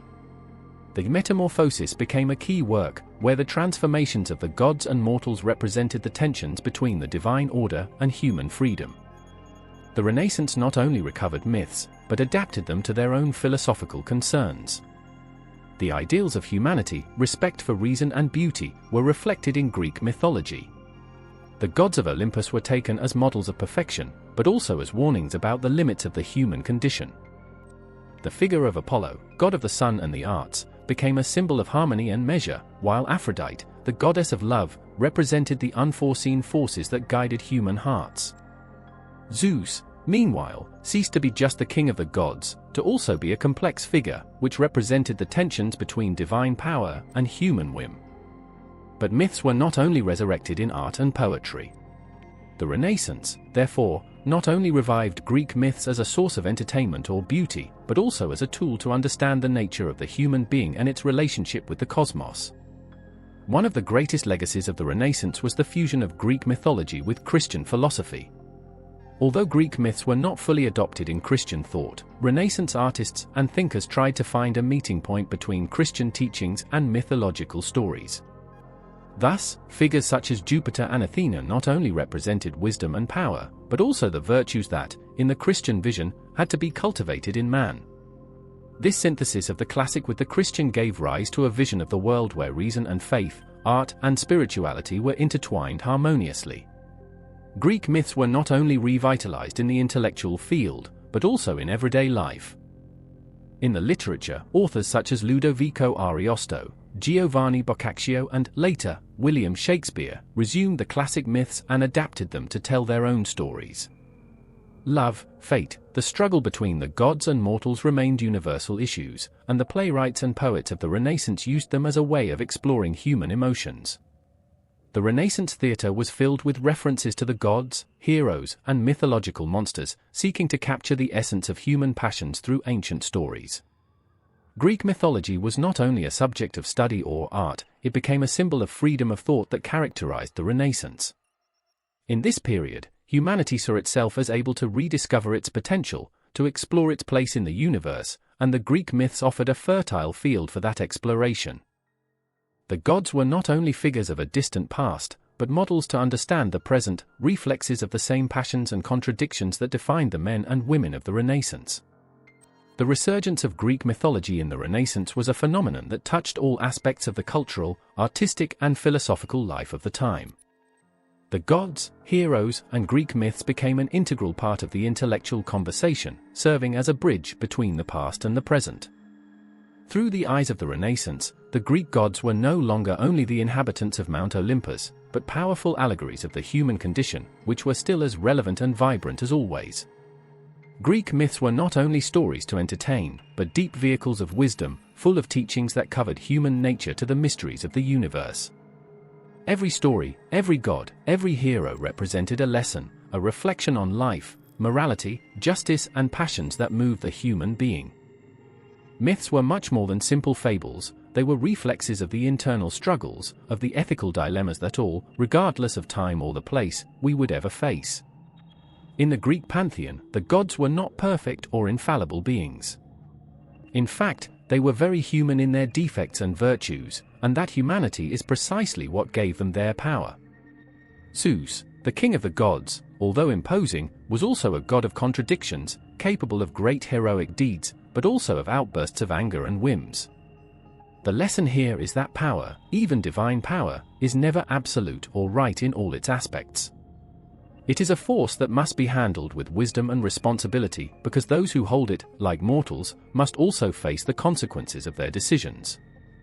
Myths often taught the balance between passions and reason. Apollo, the god of music and truth, personified moderation and control of emotions. His constant fight against Dionysius, the god of wine and excessive fun, symbolized the need to find the midpoint between pleasure and sobriety, between disorder and harmony.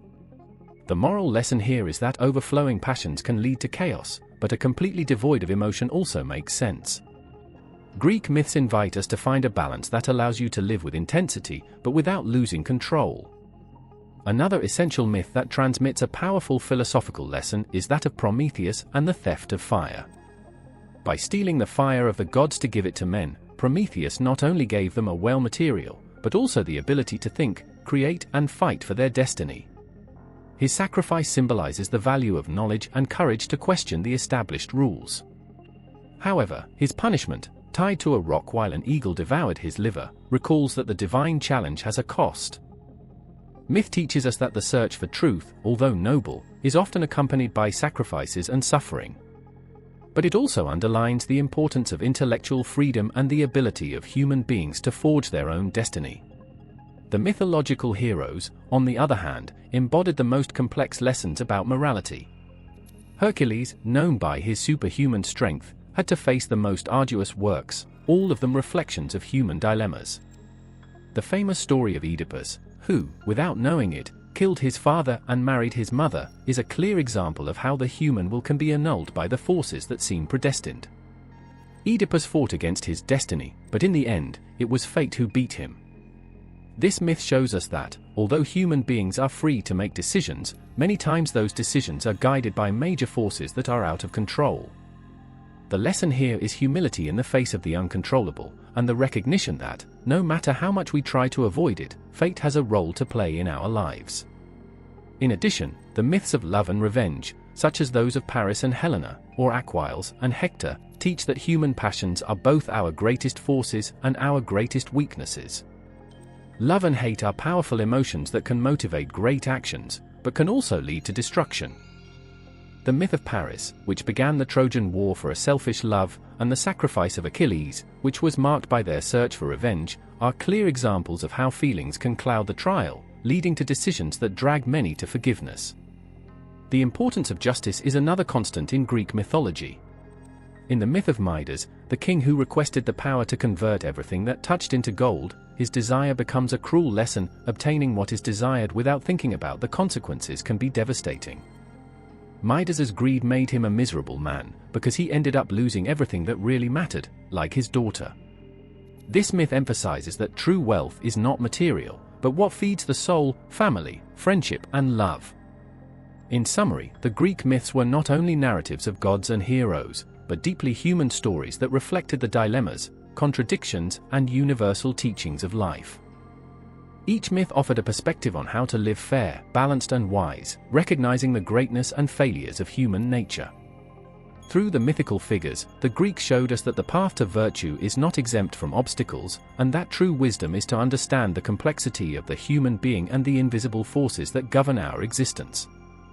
Myths tell us about a world where the divine and the human are intertwined, where decisions and their consequences are inevitable, and where knowledge is both a blessing and a burden. The gods of Olympus have transcended the limits of time and space, leaving an indelible mark on human culture. Greek mythology, with its richness of stories and characters, has inspired and continues to inspire generations of artists, writers, filmmakers, and creators around the world. Although ancient Greece was left behind thousands of years ago, the figure of Zeus, Athena, Apollo, and the other Olympic gods is still alive in the book pages, on the big screen, in the paintings, and in everyday life. Their stories have been transformed, adapted, and reimagined, but its essence remains powerful and relevant. Modern literature has been one of the main guardians of these myths. Writers of all time have found in the Greek gods an inexhaustible source of inspiration. Authors such as Rick Riordan, with their successful series Percy Jackson, have brought the gods of Olympus to a younger audience, reinventing them for a contemporary context. In their stories, the gods no solo exist as distant mythological figures, but they interact directly with mortals, adapting to a modern world full of technology, conflicts, and complicated relationships. The gods of Olympus, with their human powers and defects, continue to teach lessons about courage, sacrifice, and chaos that arise when passions are not controlled. In addition to the stories for young people, Greek myths have been reinterpreted by great writers of classical and contemporary literature, such as James Joyce, who in his novel Ulysses plays with the structure of Homer's Odyssey, or in the works of Eugene O'Neill theatre, which integrates mythological issues into its explorations of the human condition. The Olympic gods remain a powerful metaphor to explore deeper human emotions, love, anger, justice, revenge, wisdom, and beauty. These myths allow writers to talk about humanity, their struggle with the divine, their relationship with fate, and the shadows that always accompany the greatest achievements and aspirations. In the cinema, the Greek gods continue to be central figures in epic stories. Films such as Fury of Titans, or Percy Jackson, and the Gods of Olympus have brought mythology to the big screen, presenting the gods as characters that are as powerful as vulnerable.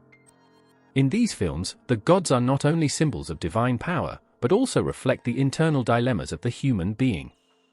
Zeus, for example, is often portrayed as a father who struggles to maintain control over his family, while heroes such as Hercules or Perseus represent the eternal conflict between destiny and human freedom. However, not all modern representations of the Greek gods are so great or solemn. In popular culture, the image of the gods of Olympus has been reinterpreted with a lighter and sometimes comical tone. In television series such as The Simpsons or Hercules, The New Heroes, the gods are presented with a more casual and accessible tone, stripped of their majesty, but not of their essence. These gods, although closer and human, continue to represent the same universal conflicts that marked their stories in ancient times. Through humor and irony, these modern stories remind us that, in the end, the gods are a representation of human nature, with their virtues and defects, and that absolute power does not always lead to wisdom or happiness. Art has also been one of the most influential ways of preserving the image of the gods of Olympus. Paints, sculptures, and recorded over the centuries have immortalized figures such as Aphrodite, Apollo, and Athena, capturing their beauty, their power, and, often, their moments of vulnerability. In Renaissance painting, artists such as Sandro Botticelli with The Birth of Venus, or Raphael with The School of Athens offered representations of the Greek gods that reflected not only their divine power, but also their influence on culture and human thought. The aesthetics and philosophy of the Rebirth sought to recover the perfection and beauty of classical art, and the gods of Olympus were fundamental in this artistic rebirth. In contemporary visual culture, the gods remain a constant source of inspiration.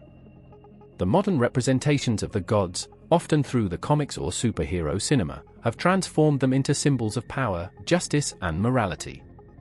In comics such as Wonder Woman, which presents characters inspired by Greek mythology, or in the films of the Marvel Cinematographic Universe, the gods and heroes of Olympus are presented as figures that walk among mortals, fighting for peace and justice.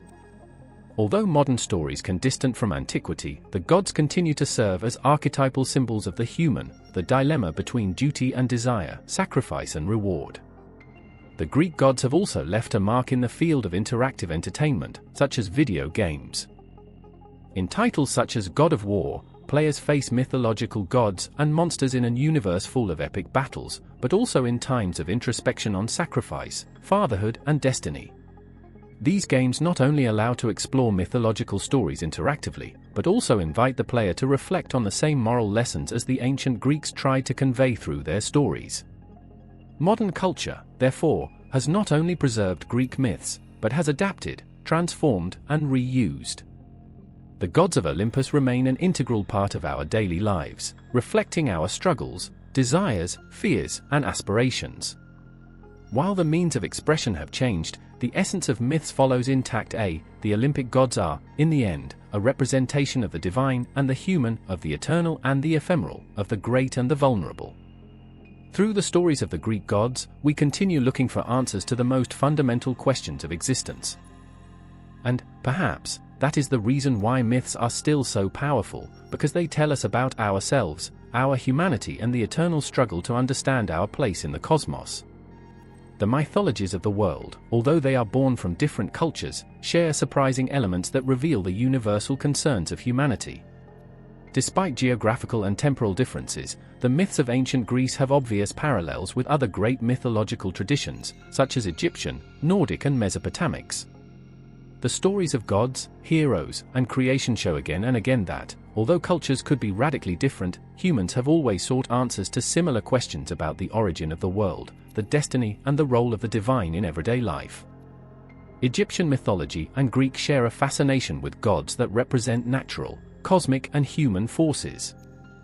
In ancient Greece, the Olympic gods governed heaven, earth, and the underworld, while in Egypt, the gods like Ra, Osiris, and Isis controlled the same spheres, but from a very different cultural framework.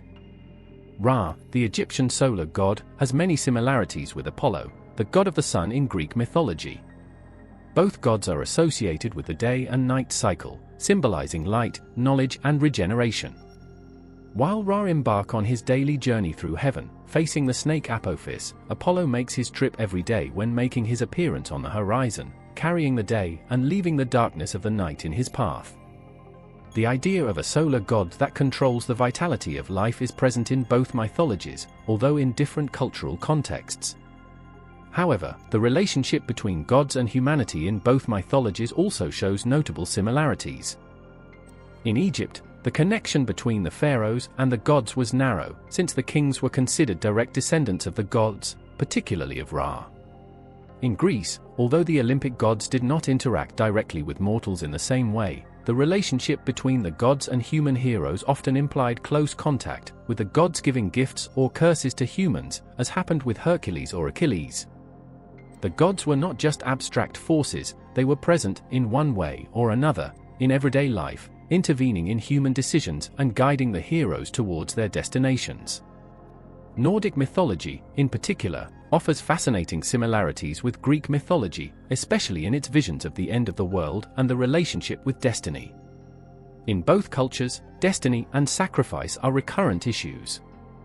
In Nordic mythology, Ragnarok, the Nordic apocalypse, predicts the fall of the gods, the destruction of the worlds, and the renewal of the cosmos. Similarly, in Greek mythology, although there is no end of the defined world, the gods also face their own struggles against destructive forces, such as titanomachy, where Olympics must fight the Titans to establish their reign. Both myths share the idea that even the powerful gods are not exempt from the inevitable decline or death, either in the fight against primary chaos, such as the Titans, or in an apocalyptic battle, such as the Nordic gods in Ragnarok. In both mythologies, sacrifice and struggle are fundamental aspects of the divine trip. The Nordic gods, such as Odin and Thor, have parallels with Zeus and Ars, respectively. Odin, the father of the gods in Nordic mythology, has several similarities with Zeus, the king of the Greek gods. Both are leaders, but their power is marked by wisdom and sacrifice. Zeus is known for his power and his dominion over heaven, but he is also a father who tries to guide the other gods and humans. Similarly, Odin is known for his wisdom and sacrifices, as the sacrifice of his eye for knowledge. Both gods represent the balance between divine power and the desire to understand the universe. On the other hand, Thor, the god of thunder in Nordic mythology, has many similarities with Ars, the god of war in Greek mythology. Both are gods of struggle, combat, and honor. While Thor protects humans with his hammer, Ars leads men to war, showing how warrior gods play a vital role in mythologies as protectors and destroyers. Finally, Mesopotamian mythology, especially the stories of ancient Babylon and Sumeria, also offers significant lesmos with Greek myths, especially in the relationship between gods and mortals, and in creation issues. Gilgamesh's epic, for example, tells the story of a king who seeks immortality, similar to Hercules' desire to overcome his human limits in search of redemption. Both heroes, although divine in some sense, have to face the laws of mortality and the inevitability of death. The Mesopotamian pantheon also has its equivalents with the Greek gods. Ea, the god of wisdom and waters, can be compared to the Greek god Poseidon, while the goddess Ishtar, linked to love, fertility and war, has similarities with Aphrodite, although his personality is much more complex, to often representing a destructive passion figure. The goddess Ishtar, as Aphrodite, has an irresistible power over mortals, capable of inspiring both love and war. Another common issue between Mesopotamian mythology and Greek is the creation of man. In the Epic of Attractive, the gods create humanity to relieve their own tiredness of divine work, a story that has parallels with the Greek myth of Prometheus, who models human beings from mud and then gives them the fire. Both stories present creation as a divine intervention that allows humans to prosper, but also introduces uncertainty, suffering, and punishment, such as when Prometheus is chained for stealing fire, or when humans in Mesopotamian mythology are punished by gods. The similarities between Greek, Egyptian, Nordic, and Mesopotamian mythologies reveal the universality of human issues. The gods, even if different cultures and powers face dilemmas and universal conflicts: the creation of the world, the destiny of humans, love, revenge, death, and redemption. In all these mythologies, divine beings are not only symbols of uncontrollable forces, but reflections of the dilemmas of humanity, their desires, and their fears. These stories are still alive in modern culture, adapted in different ways, but always connected by the same human essence that originated them. The female figures in Greek mythology are both powerful and complex, personifying a wide range of aspects of the human being.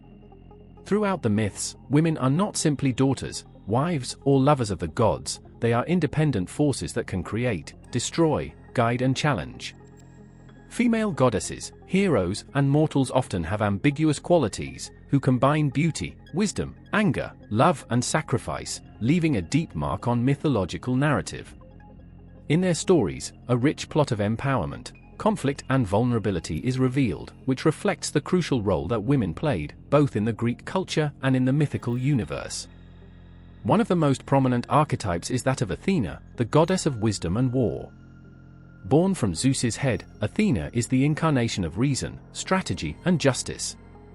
His birth itself is a metaphor for the power of the mind on physical force, since it emerges completely armed and prepared to govern the intellect and war with impartiality. Athena is not only a warrior goddess, but also a figure that guides and protects the heroes, as Odysseus, who helped throughout her long trip. Its character represents the connection between the mind and courage, challenging the idea that women in mythology only existed to be caregivers or wives. She also stands out for her virginity, a feature that should not be interpreted as a symbol of submission, but as an affirmation of independence and autonomy. In contrast, Aphrodite, the goddess of love, is a symbol of beauty, desire, and passion. Born from the foam of the sea, Aphrodite is not simply an object of worship for its beauty, but a figure that represents the destructive and redeeming power of love. Throughout the myths, Aphrodite has both divine and mortal relationships, and often their interventions mark the destinations of heroes and queens. The story of Paris and Helena is a clear example of how love can trigger great conflicts and wars, while in their relationship with Adonis, Aphrodite personifies the duality of beauty and death, teaching that desire can be both a blessing and a curse. Aphrodite is a goddess who shows how love, far from being a soft and passive force, has the ability to destroy and transform, shaping the fate of all those who cross their way. On the other hand, Hera, the queen of the gods, is a complex figure and in many tragic ways. Although he is Zeus's wife, his role is not limited to being a passive consort. Hera is a goddess of motherhood and marriage, and her anger towards the infidelities of her husband and women that attract him reveals the struggle for power and honor within marriage. In many myths, his revenge is fierce, and his relationship with Zeus is marked by jealousy, conflict, and suffering. However, despite its vindictive nature, Hera also has a protective role, as seen in his support for Hercules' heroine. Hera shows us that female power in mythology is not always evident or simple. It is often masked in a constant struggle for respect and dignity. On the dark side of Greek mythology, figures such as Medusa, Cassandra, and Electra stand out for their tragic stories of abuse and revenge. Medusa, one of the three Gorgons, was a beautiful woman who suffered the curse of Athena when she was raped by Poseidon in her temple. Become a monster whose look petrified who looked at her, Medusa becomes a symbol of how violence and injustice can distort the identity of a woman. His myth raises questions about punishment, victimization, and transformation, showing how women can be both victims and power agents, even when their power is stained with suffering. For its part, Cassandra, the daughter of Priam and Hecuba, receives the gift of Apollo's prophecy, but with the curse that no one will believe their predictions. Although he sees the future clearly, his wisdom and his warnings are disastrified, which contributes to the fall of Troy. Cassandra represents the tragedy of being ignored, of having a divine power that becomes an unbearable burden. Its history is a powerful reminder of how women's voices are often silenced, even when they have the truth. The figure of Electra, meanwhile, focuses on revenge and suffering. After the murder of his father Agamemnon at the hands of his mother Clytemnestra, Electra conspires with his brother Orestes to avenge his death. Its history explores the obsession with justice and revenge, but also raises issues about the limits of suffering and morality. Electra, like other tragic female figures in mythology, reflects the complexities of human emotions, and their struggle for family honor highlights the power of female will, although at a high cost. In addition to these mythical figures of pain and power, women also perform fundamental roles in the stories of creation and change. Gaia, the earth itself, is the primary mother of everything that exists. Its link with the cycle of life and death, its ability to shape the world and produce both beauty and destruction, makes it one of the most venerated figures. It concentrates the essence of female creation, of the very nature that feeds and destroys, a mother who is both giver and punishing. Women in Greek mythology not only represent femininity in their most traditional aspects of beauty, maternity, and love, but also embody fury, wisdom, and strength. In each myth, Women are present as symbols of the great forces of nature and society, and often their stories are as deep and complex as those of the male gods themselves. The women of Greek mythology challenged the expectations of their time, showing that female power, in all its forms, is not only significant, but essential in the narrative of creation, destruction, and transformation of the world. The Greek gods, in their magnificence and power, seemed distant, ethereal, outside human emotions. However, as their stories were told again and again, they began to strip their divine masks, and what arose was a more recognizable humanity. The gods of Greek mythology were not beings outside of human passions and failures, but rather amplified reflections of them. The line between the divine and the human was blurred, and in that mixture, there was a more complex and accessible vision of what it meant to be divine and human being. Zeus, the king of the gods, was not just the supreme being, with his throne of power in Mount Olympus. He was also a man of overflowing passions, with jealousy, fears, and desires. His infidelities were legendary, and there was no mortal or goddess who escaped from his gaze. But in those relationships, with his loves and betrayals, Zeus showed his vulnerability. He was not the distant monarch that humans would imagine as an unquestionable celestial figure.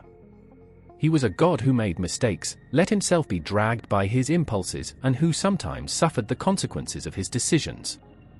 This humanity in Zeus, and in the other gods, gave them a strange power, the power to connect with mortals, to understand their sufferings and desires, at the same time that they themselves were prisoners of their own passions. Hera, the queen of the gods, is another example of how divine is inextricably linked to the human. While it was the goddess of marriage and fertility, her relationship with Zeus was marked by jealousy and revenge. Hera was not simply the peaceful and perfect figure that would be expected of a goddess, but a woman deeply injured by the infidelities of her husband, someone who, despite her power, lived constantly under the shadow of heartbreak and betrayal. His jealousy and his anger, often destructive, show us a more human facet, the pain of being betrayed and the struggle to maintain honor. Hera's humanity lies in her ability to feel, love and hate, of being more than a simple symbol of conjugal fidelity, but a real woman with internal conflicts that resonate with those of humans. Athena, the goddess of wisdom, is another deity that, although she seemed to embody the perfection of the intellect, also had her own struggles. Born from Zeus's head, his origin itself was something strange, but his story revealed a goddess with deep human emotions. Athena was the goddess of war, but not only for her ability on the battlefield, but for her ability to reason and plan. I was not interested in meaningless struggle, but in justice and strategy. However, behind this image of rationality and perfection, Athena faced its own dilemmas of power and control.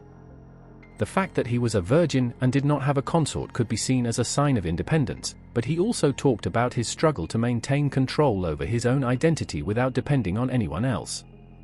And then there is Apollo, a young, beautiful and radiant god, who represented music, poetry and the sun, but also showed human pain through his myths.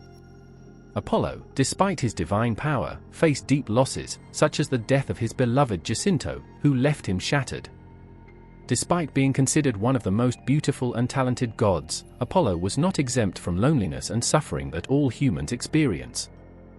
The tension between their immortality and the vulnerability of their human emotions becomes a manifestation of how the gods shared, inadvertently, the same tragedies as mortals.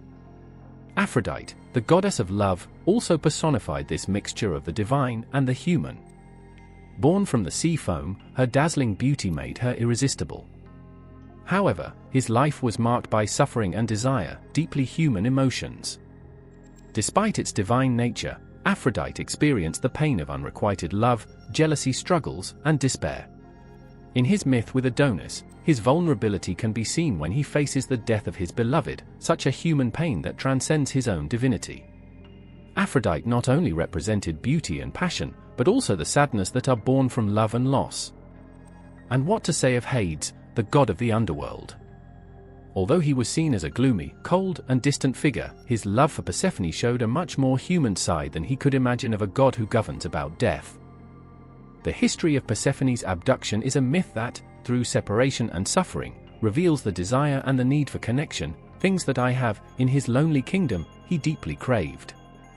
His love for Persephone makes him a tragic figure that, despite his dominance over the underworld, cannot escape his own feelings. This love is not an idyllic love, but a love that, like any human feeling, is dyed with conflict and sacrifice. The Greek gods, despite their immense power, shared many of the human characteristics that made them so close to mortals. They were able to love, hate, laughing and crying, and often their stories were plagued by emotional dilemmas that were very similar to those that humans face in their lives. This intertwining between the divine and the human not only made the gods closer to mortals, but also reflected a vision of the world in which human passions were not seen as something low or unworthy, but as fundamental elements of the existence. Through the stories of the gods, the Greeks showed us that divine power and human fragility are irremediably connected. There were no clear borders between the divine and the human, and in that mixture of forces, there was a reflection on destiny, love, justice, and revenge, which touched the heart of men and women equally. The end of the world, as we understand today, is a concept that has been interpreted in various ways over the centuries.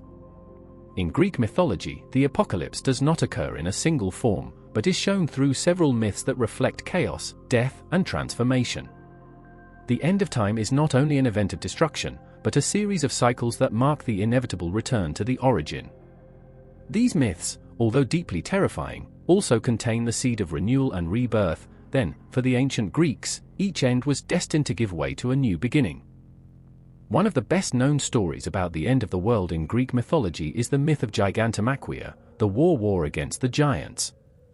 The giants, born of Gaia, Mother Earth, poisoned by the blood shed by Uranus, represented the primitive and chaotic force that threatened to destroy the divine order. The giants were powerful beings, but lacked the cunning and strategy of the Olympic gods, which made them vulnerable. In this conflict, the gods fought to preserve their dominance over the cosmos.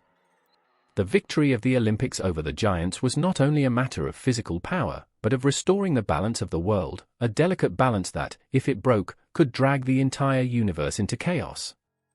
The defeat of the giants meant, in a certain sense, the salvation of the cosmic order. However, the myth emphasizes that peace is always temporary, and the cycle of struggle and renewal never stops. Another significant myth related to the end of the world is that of the destruction of humans through a flood. This story is linked to Death and Hera, the last survivors of the flood sent by Zeus to punish humanity for their corruption and evil. Zeus, full of anger due to the decline of men, decided to immerse the land in devastating waters that swept everything in their path. Deucalion and Hera, however, were saved thanks to their virtue, and from them the new human beings emerged. This myth reflects one of the most universal ideas about the end of the world, purification through destruction. Like the death of a human being is often seen as a necessary cycle for the Renaissance, the flood in Greek mythology also represents the cleaning of corruption, preparing the terrain for a new humanity. The end, in this case, is not a true ending, but a transition, a necessary closure for a new beginning. Mythology also contemplates the idea of the end of the world through the arrival of an era of absolute chaos, which would be triggered by cosmic forces. One of the most scary visions of the apocalypse is found in the stories about the return of the Titans, the old enemies of the Olympic gods. It was believed that one day, the Titans would be released from their prison in the Tartar and that the war between them and the gods would resume. This cataclysm would be so devastating that it could destroy the balance of the cosmos. The final struggle between the gods and the Titans would represent the collapse of all the laws of the universe. Chaos, as a primary principle, could reign again, and with it, the end of creation as the Greeks knew. In this end of the world, the Olympic gods would be overwhelmed, and the cosmic struggle between order and chaos would take an unpredictable turn. However, this scenario is uncertain, since Greek mythology never provides a clear conclusion about the return of the Titans. The possibility of a definitive purpose always remained in the air, as a latent threat that could or may not materialize. On another plane, myths also reflect a vision of the end of the world that is linked to the destiny of the gods themselves. In the darkest tradition, it is believed that even the Olympic gods are not eternal. In Hesiod's work, it is mentioned that one day, the gods could be destroyed by a new generation, a breed of gods more powerful than the Olympics. This story refers to a vision of the end of the times where the creation and destruction cycle never stops, and each generation of gods is replaced by a more advanced or more powerful. This notion that the gods themselves have a limit in their existence tells us about an inevitable destiny for all beings, including immortals.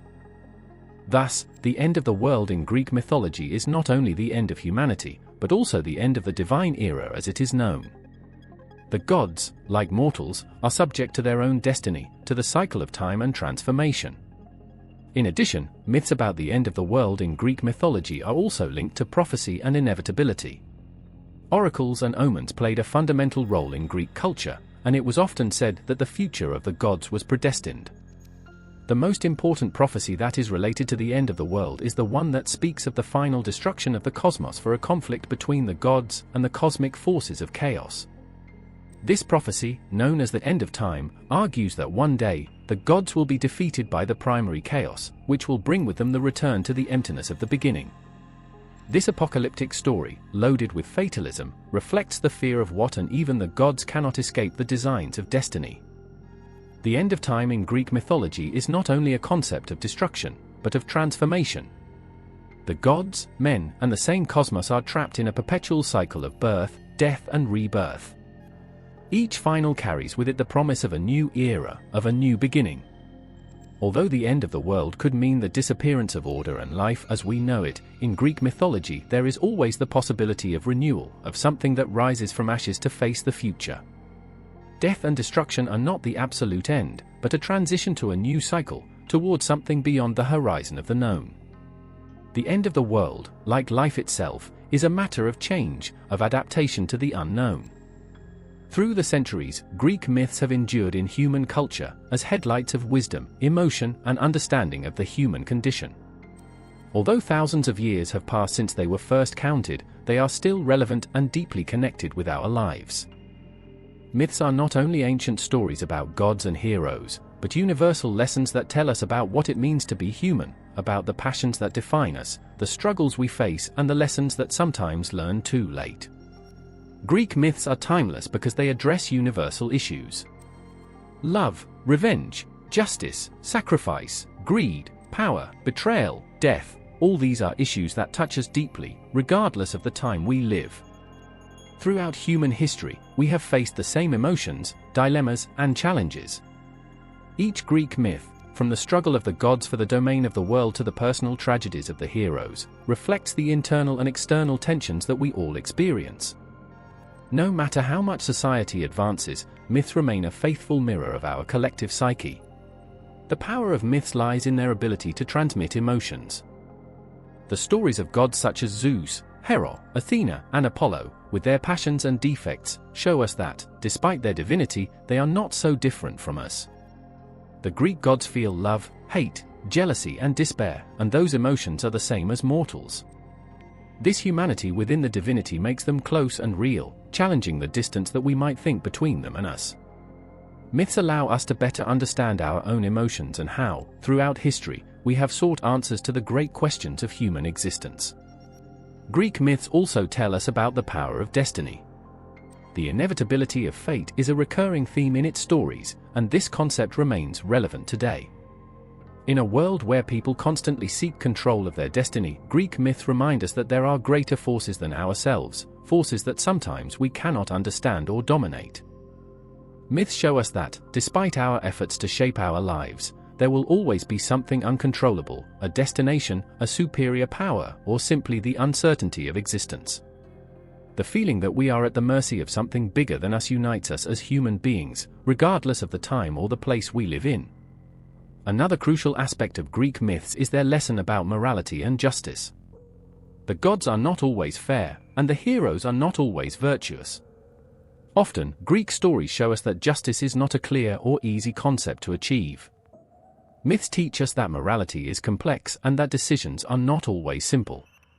Sometimes, the gods punish mortals for apparently insignificant offenses, while other times they allow injustice without intervention.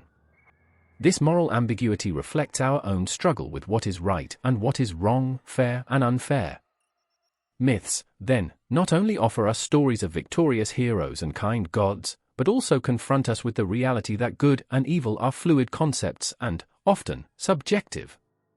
Greek myths also open a door towards reflection on power, ambition, and consequences.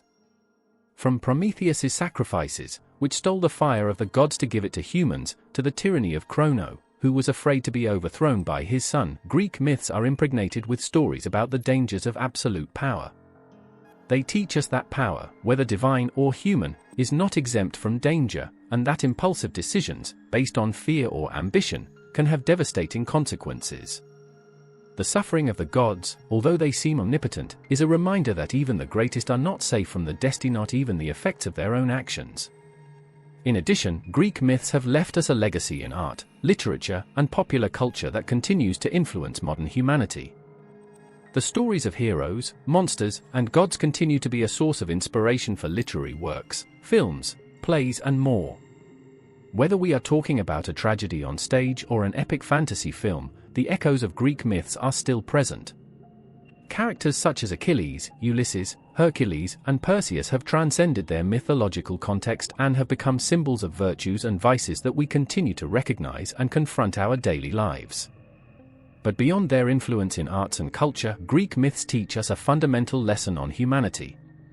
They remind us that life is a trip full of challenges, moments of glory and suffering, difficult decisions, and existential doubts. Like the heroes who fight against monsters, gods, and their own destiny, we all face our own internal and external battles. Greek myths offer us a deep vision of what it means to be human, imperfect, but capable of great achievements and terrible failures. Tragedy, defeat, suffering, and death are inevitable, but so are struggle, resistance, and rebirth. The cycle of life, with its ups and downs, is universal. Today, when we face our own difficulties, we can look at Greek myths not only as stories of a distant past, but as lessons about human nature that remain valid. The gods and heroes of ancient Greece may seem distant, but through them, we find a reflection of ourselves, our emotions, our fears, and our hopes. Greek myths are still relevant not only because they teach us about the past, but because they continue talking about the present and future. They continue to challenge us to question our own humanity, our morality, and the way we deal with the forces that surpass us, whether gods, destinations, or chaos of the world.